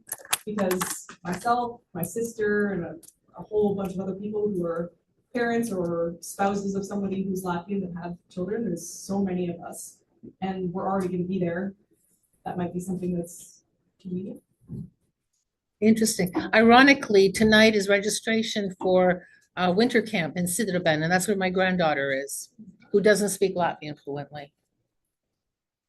So maybe the best thing really is to send out a survey and figure it out, because nothing's decided at this point. No, It's this is kind of just a germ of an idea, right? This So was we an can take idea, it wherever yeah. it makes the most sense. It's Anita Leibniz who said this, and I think Erika is interested in organizing something as well.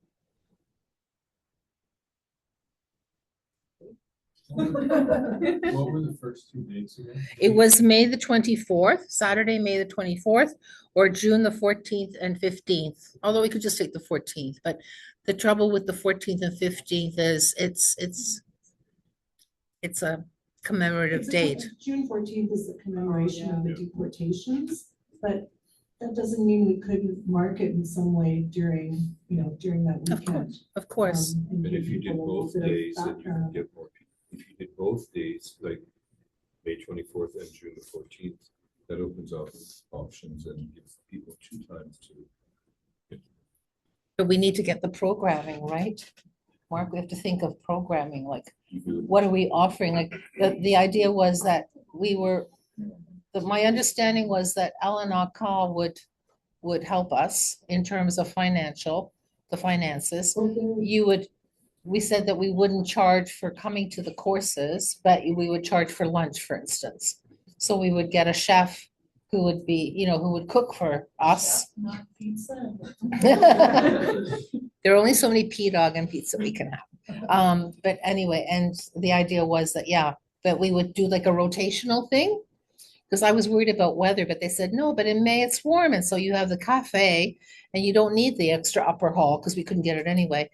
We could have the, in front of the, like underneath the awning and then on the pot, like the place, but beside the pool. So we were sort of thinking three things happening simultaneously and then rotating and looking at levels and thinking of what do people want. But the idea about the parents account is great. That's a fabulous idea. Yeah. That's a fabulous But idea. that could be a continuation of the immersion, like first immersion weekend, and then continuing with the camp. Oh. There's a question on the chat. Was someone mentioning about getting together on a weekend day here, meaning Latvian Center? We were talking about doing it at a Latvian camp Sidraben, which is kind of close to Hamilton on a weekend. But we're hearing a number of different suggestions. Like one is to maybe do it in the summer. One is to do maybe a series of them. I'll comment on the funding for a moment, which is I can think of two sources of funding from Latvia, but we've got to apply for it. They don't give it to everything, but this is a very good cause, so we should be able to get some sort of financing for it. There's one deadline at the end of February for one program, and I know Aya,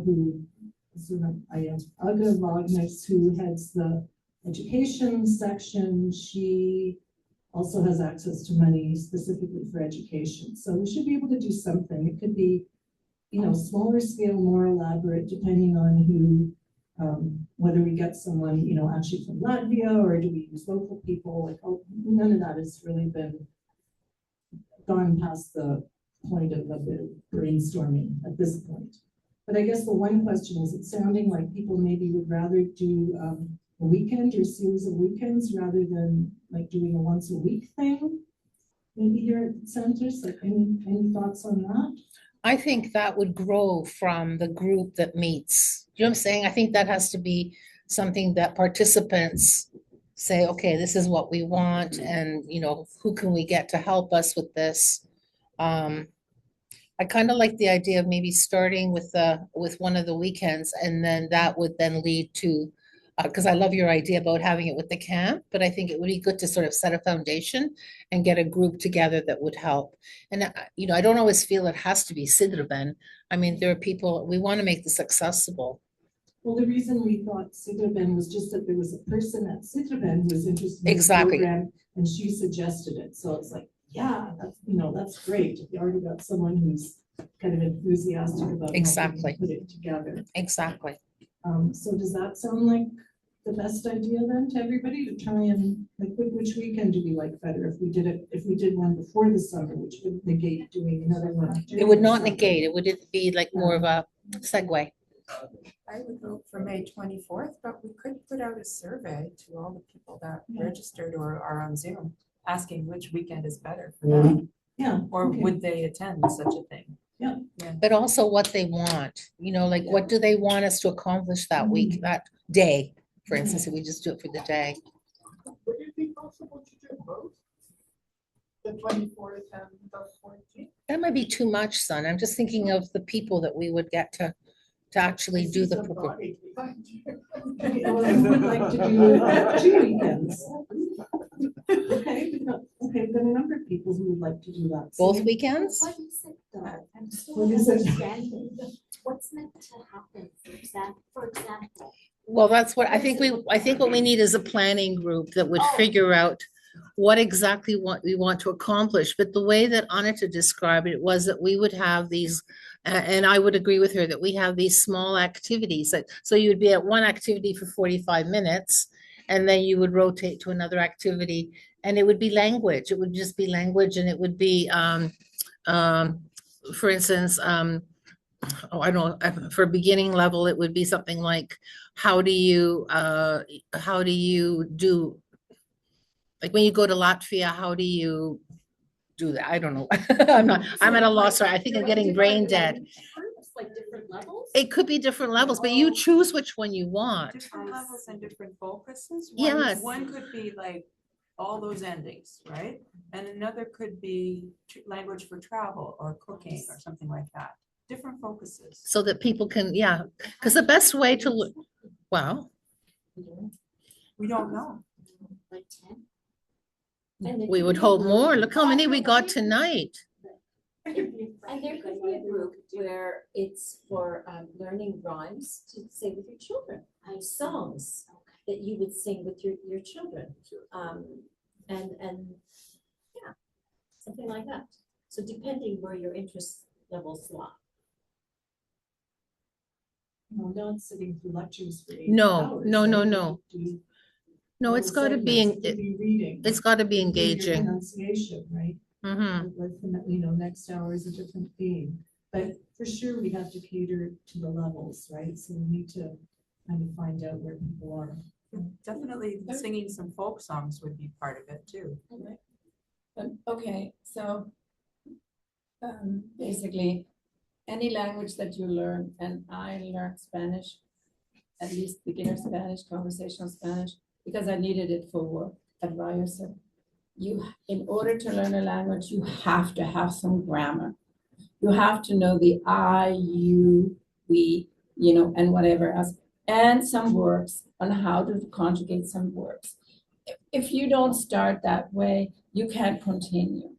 I mean, you can learn about, talking about breakfast and lunch and whatever, but to learn a language, and it's with French, it was the same thing. You have to start with learning some words in the first, second, plural, whatever.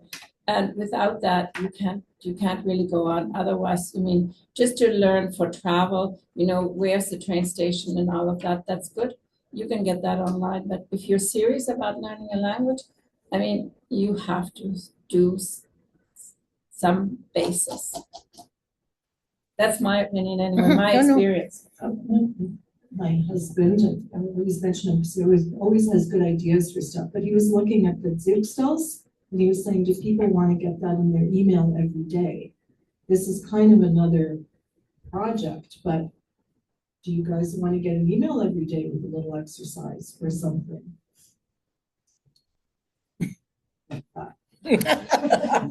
I'd like to speak to the issue of having to know grammar, and I'm going to speak from the perspective of having studied Finnish and Estonian, which have more cases than Latvian does, many more.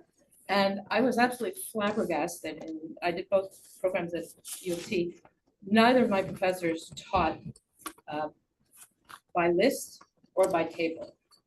So there was none of this, I'm going to learn this whole table now and all the endings. It never happened in 8 years. So instead it was, you learn the basic form, you learn the nominative, and then you learn one case at a time until you know how to use it.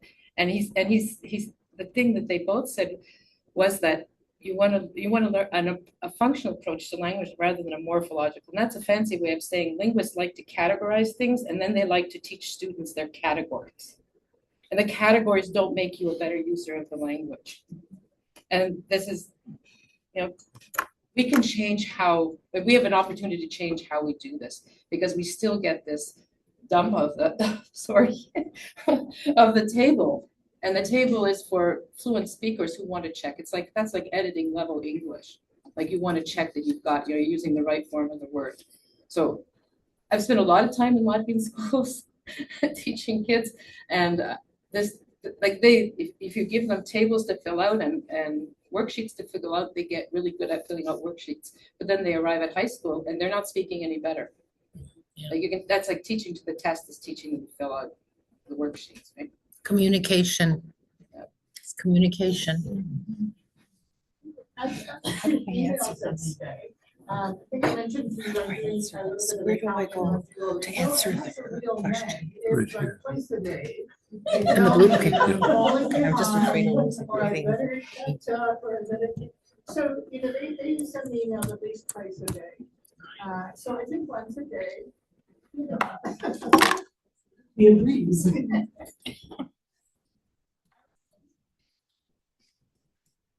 I was just gonna say, I think, I can't speak to either of the approaches that you spoke to, but I think the general common thread here is that the need that people or the want is that we want something foundational and immersive and foundational. So going around and learning about cooking, or these are all things that we're interested in, but again, it's such a leap from where we are, and I think there's a real need and a hunger from a lot of people to have a lot of structure. And I think if there's tutors available, I believe I tried to teach me once years ago, but I just didn't have the mental bandwidth at the time. So thank you very much for trying. But that class setting, or if there's a roster of tutors that's made available and that list is published, there are so many people that need and want that. I think maybe there's a misconception that that's not offered as readily available as it is. But if we were to do an immersive weekend or day or whatever it is, I think the need is something very foundational, like either of those examples. And I also think it would be great to piggyback on Latvian events that are already happening. So we talked about summer camp, but there's also Yanya, or there's SHME. We do seminars at SHME, and maybe Ellen could neither of us are on the committee anymore, but we could, maybe one of the seminars is a 2 to 4 hour language fundamental or something like that. There's one of the biggest bars to all of this is that there's so many people coming from all over the place. There's people from Hamilton, people from Oakville, people from Burlington, Barrie, everywhere, and we're not going to find one place that is agreeable to everybody. But we have these weekends of the year that happen annually at the same time that draws a lot of people, and we want to make it worth their while. So I think if we can, again, everyone comes to Sid or to Sowline for Yanya, if we could time it at some point on that Saturday or Sunday that's not conflicting with the normal festivities that everybody wants to enjoy, you're going to have tens, even hundreds of people who want to be involved. Like you mentioned those events, right? You mentioned that people are drawn in from all these places. People go to soup events, Sowline. I've never heard of these events. I've never been included. I've never seen an invite, but that's the main issue for a lot of people who are isolated, who actually, like, I'm intermediate level. I have nobody to talk to. I have no means to hear the language. I keep coming to the center. There's very few opportunities. And people don't want to talk to me in Latvian because I don't readily respond in Latvian. I don't just go into English and not care. So it's really tough. There's so many of us who are not part of the community. We're on the fringes. I've experienced a lot of it. Of Pushback course. and isolation. Of course. And it's harder when you're coming, like you mentioned, like you're coming back to it now. A lot of us come back later. It's maybe a good reason to do like a language cafe type thing, like a smaller group like this, right? Because I think it's really hard. You can't, show up at the Latvian Center for Calgary dancing and not know anybody. But I don't even know what that is. Yeah, well, we do have an online calendar on Eleanor. So at least they don't make you dance when you go there. But sometimes they make you sing, but they usually don't make you dance.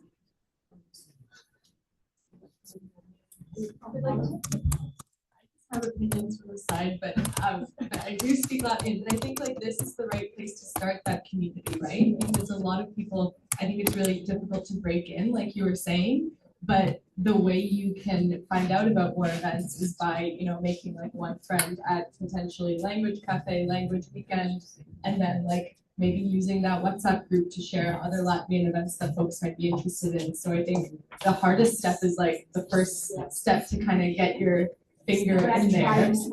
But that's the hard part. But you're here now. It's amazing.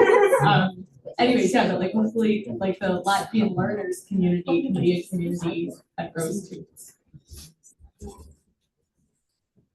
Okay, we actually have some people who just arrived here. I don't know, like they're really late. We started at 7, but I think maybe they'll make up for it somehow. What do you have for us? Couple songs in Latvian. Yes, thank you. gonna pee down for your swans.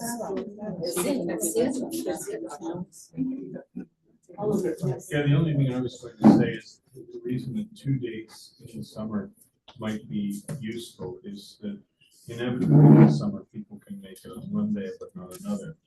And you might find that, I'm not allowed, my father was born there in 32, but he ended up in Germany after the war, and then in England and in Canada.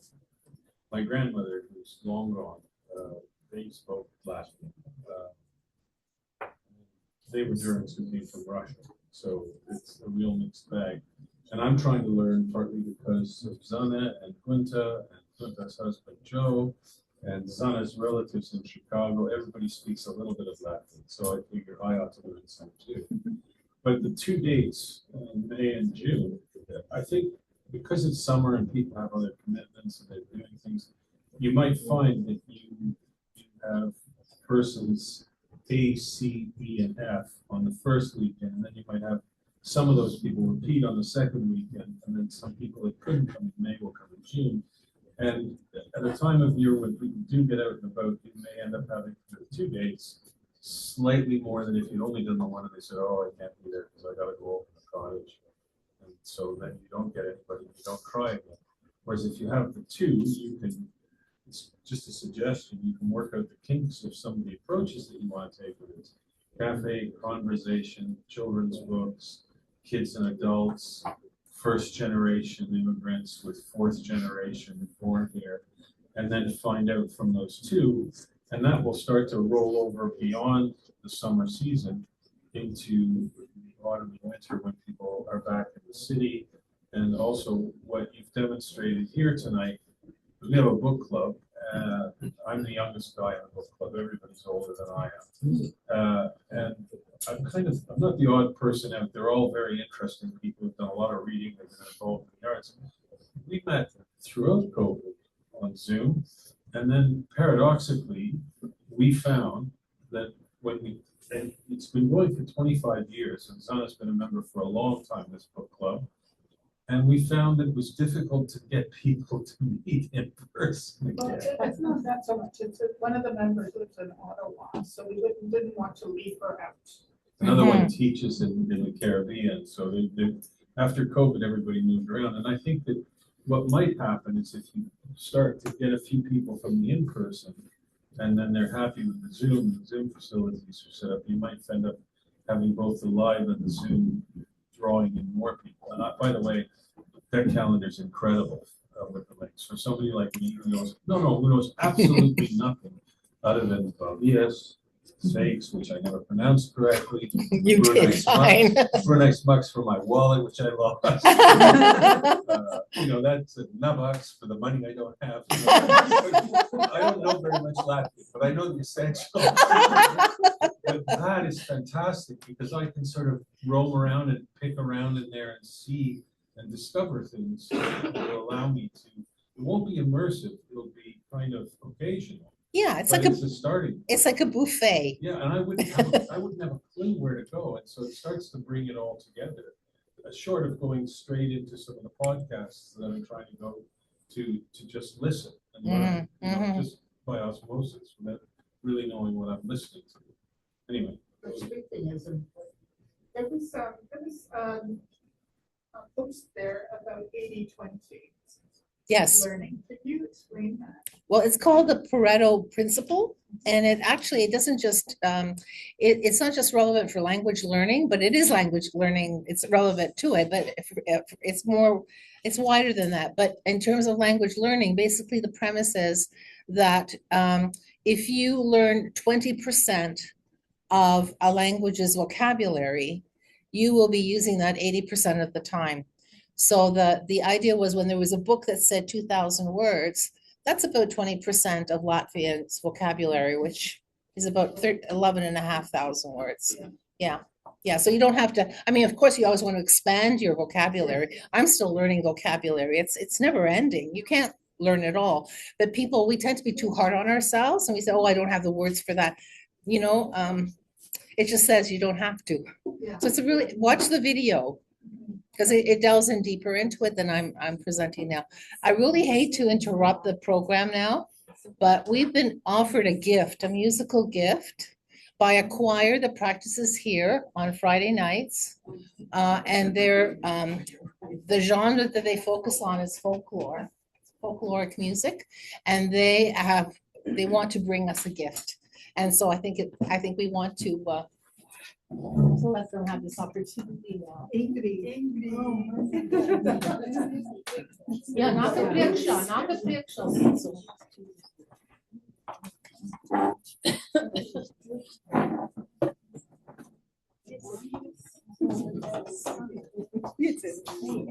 Yeah.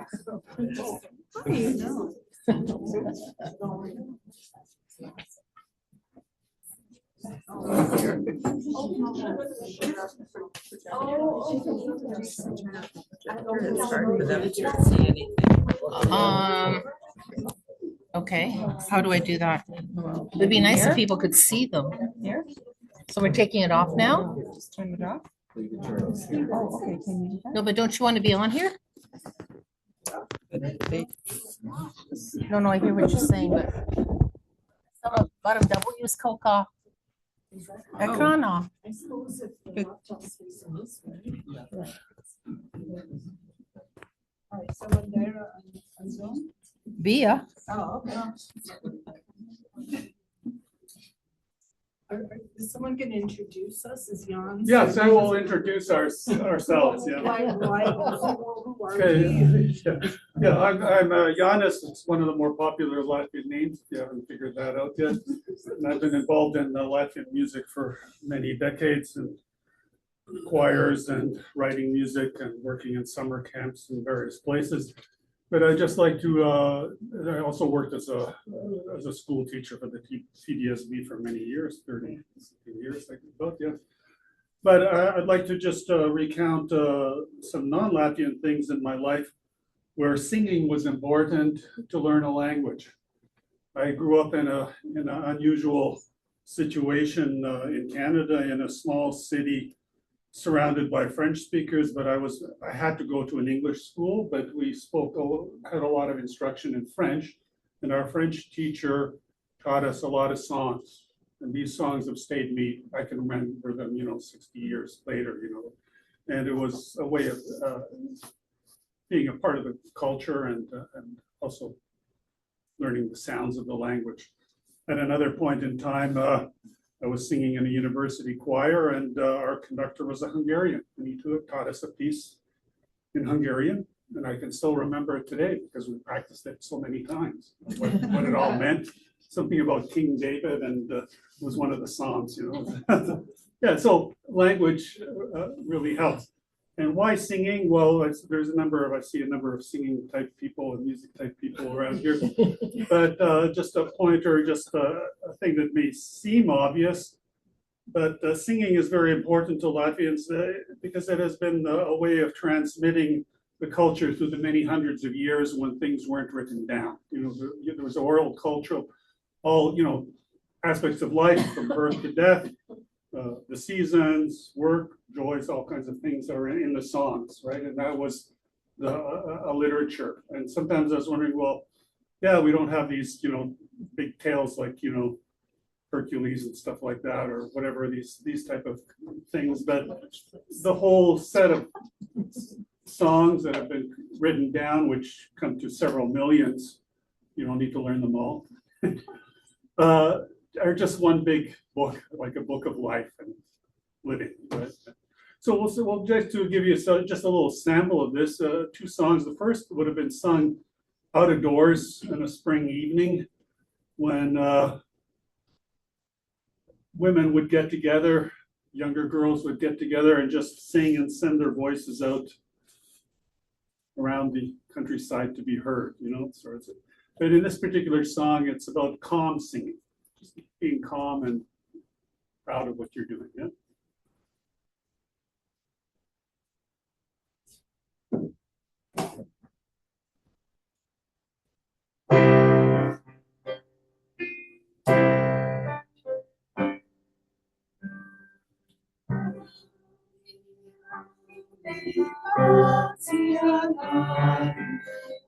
Slowly,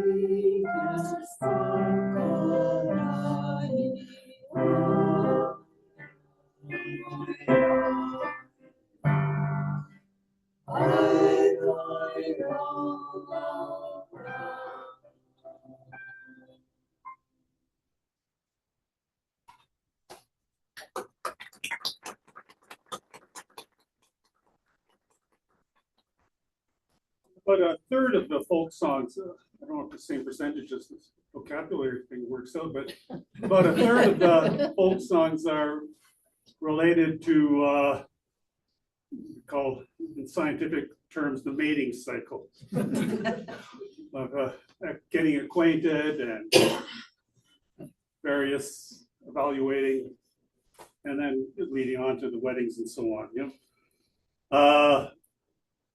But there are almost no songs about married life. This one that will,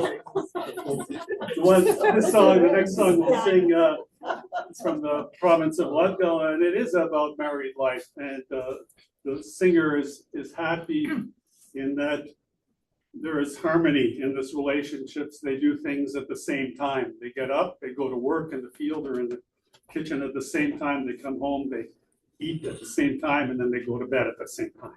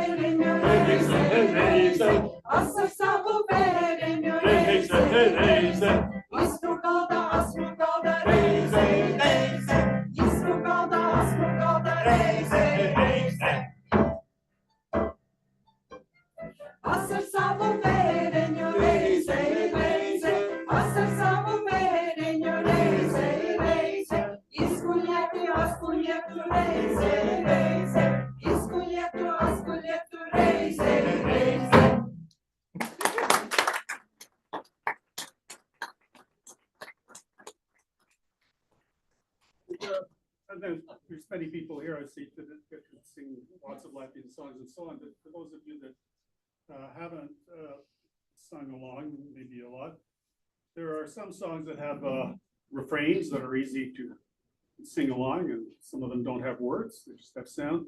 But if you read them, and if I give you an example here, ram tai ri di di di di di ram tai ri di la la la. Can you remember that? Yes. You can. I remember from childhood. Good. So, but the power of music and singing is such that it's easier to remember these words and these phrases when you're singing than just to listen to the words sometimes. Yeah. So this is, we'll sing just as a little simple song that many people know.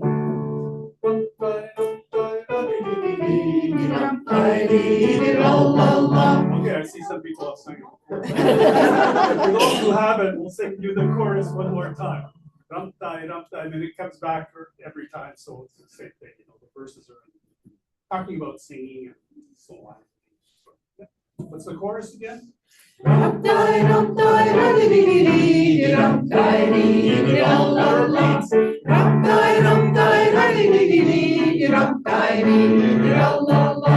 Bado, mano, lielo, bado, esparvado, ne badai. Bado, mano, lielo, bado, esparvado, ne badai. Ram, tai, la, di, ram, tai, di, la, la. Ram, tai, la, di, ram, tai, di, la, la. Linkfubado, zemak, menja, parigai, ziedadam. Linkfubado, zemak, menja, parigai, ziedadam.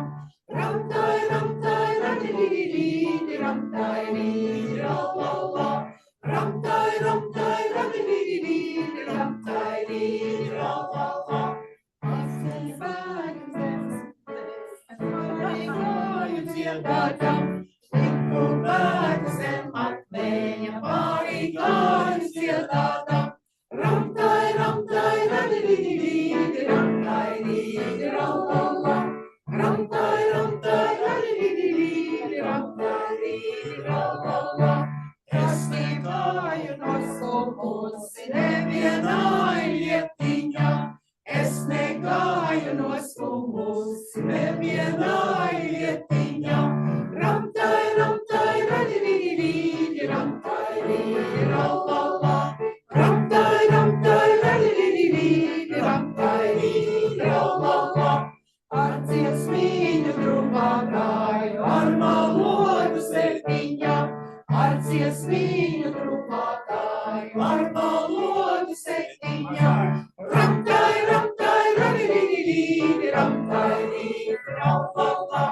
Ram, tai, la, di, ram, tai, di, la, la.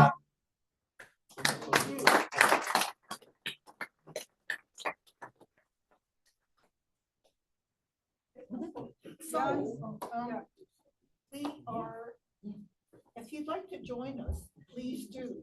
Friday nights at 7:30. The only thing we ask is that you need to be committed. You have to come every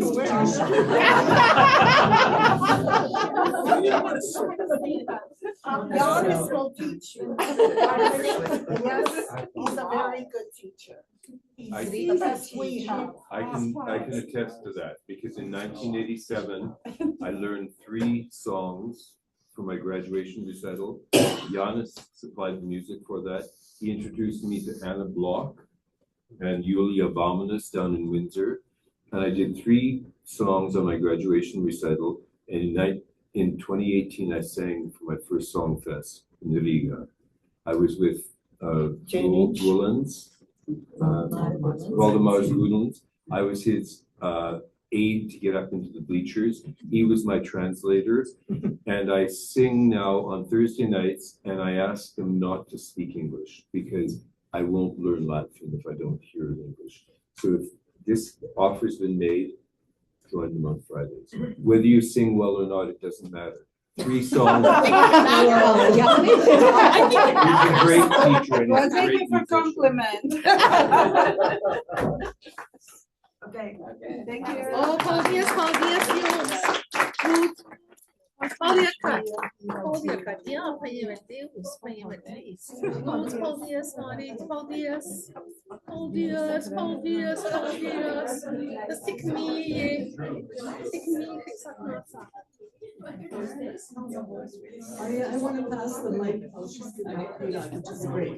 Anyway, thank you to everybody, and I think we'll send out a survey. And thanks so much for coming. Well, I know it's got a word to say.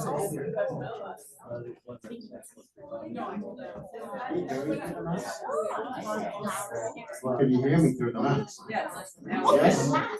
Yes, you can hear me. Okay, I just want to say a couple of things. I know this is all in its infancy. And one of the things that is sort of out there, especially for parents with young kids, maybe considering bringing their kids to Saturday schools. That's how I got roped into still being here. Just saying, it's a lifetime commitment, speaking of being committed. Different story. But it might be an opportunity for Saturdays when the kids are in school, that there is some kind of Latvian cafe happening down here at the same time. So that's something I just want to go out there. And the Central will gladly support that. Sorry, I'm just kidding. But the other thing that I wanted to mention, it's hard to step into this community. It is. But it's also a great opportunity. And the fundamental part of it starts by being willing to allow yourself to be an outsider, often enough to get rejected, but never giving up. Allowing yourself to say a couple of words laughing, but more importantly, allowing yourself to listen to the language a lot. My Latvian improves from September through till June. Summer's on. Because I'm not in the community, I'm not doing a lot of Latvian things. But when I was bringing my kids here, that whole period of time, everything was in Latvian. To your point, people switched to speak English. I was like, just speak Latvian. Right? It's too And embarrassing. it's okay, but if they speak to you if they speak to you in English, respond in Latvian if you want to, right? Then they'll get into the habit of it. By default, they're trying to be inclusive, but not understanding that you want to be inclusive in the language, right? So that's a little side bit. The other part of it is that there's language. I met Mark Many years ago. Uganda. Yes. years and years ago, learning Latvian on Monday nights. 2006. Good Lord. Okay, even longer than I thought. But I'm the liberal focus on grammar and the foundation of the language. And I had a challenge with it because I just couldn't get the endings. I mean, there's a bazillion endings. And whether it's you or to me, it belongs to me or to mine or to you, it just didn't work for me. But it didn't stop me from learning the language by going to church, not singing. There's a story behind that, but also by dancing and by being immersed in different activities where they spoke Latvian. And you just sort of pick up the same words come back to you. And insisting that those that want to speak Latvian, let them speak it. You'll pick up some of the words of the conversation, not necessarily all of it, but eventually you start to understand what they're talking about, and then it becomes easier to understand it. So I take all of those things and say, get involved as you are. I love it. As a volunteer. Get involved with the schools, right? Get involved with the dancing, get involved with the singing. There's a brunch coming up. There's a brunch coming up you need help for. I know. I didn't say that. I wasn't gonna go there. But I just, did. I know, thanks, Mark. But by being involved in all those things, you suddenly get more familiar with people. You start to see faces and you start to make friends and connections. The more you spend time doing those things, the more you get comfortable with the language and people will speak to you in Latvian and you'll respond in Latvian if you so choose. And if you're comfortable with it. I'm still not comfortable with responding in Latvian. Sometimes I just like to throw it out there. I've never heard you speak Latvian. I like to throw it out there just to keep people honest, in terms of my level of comprehension and my speaking. But it's there, right? So all that to say, thank you all for coming tonight. This has been a fantastic start to a long journey. Patience, and we'll all get to where we're trying to get to. Thank you.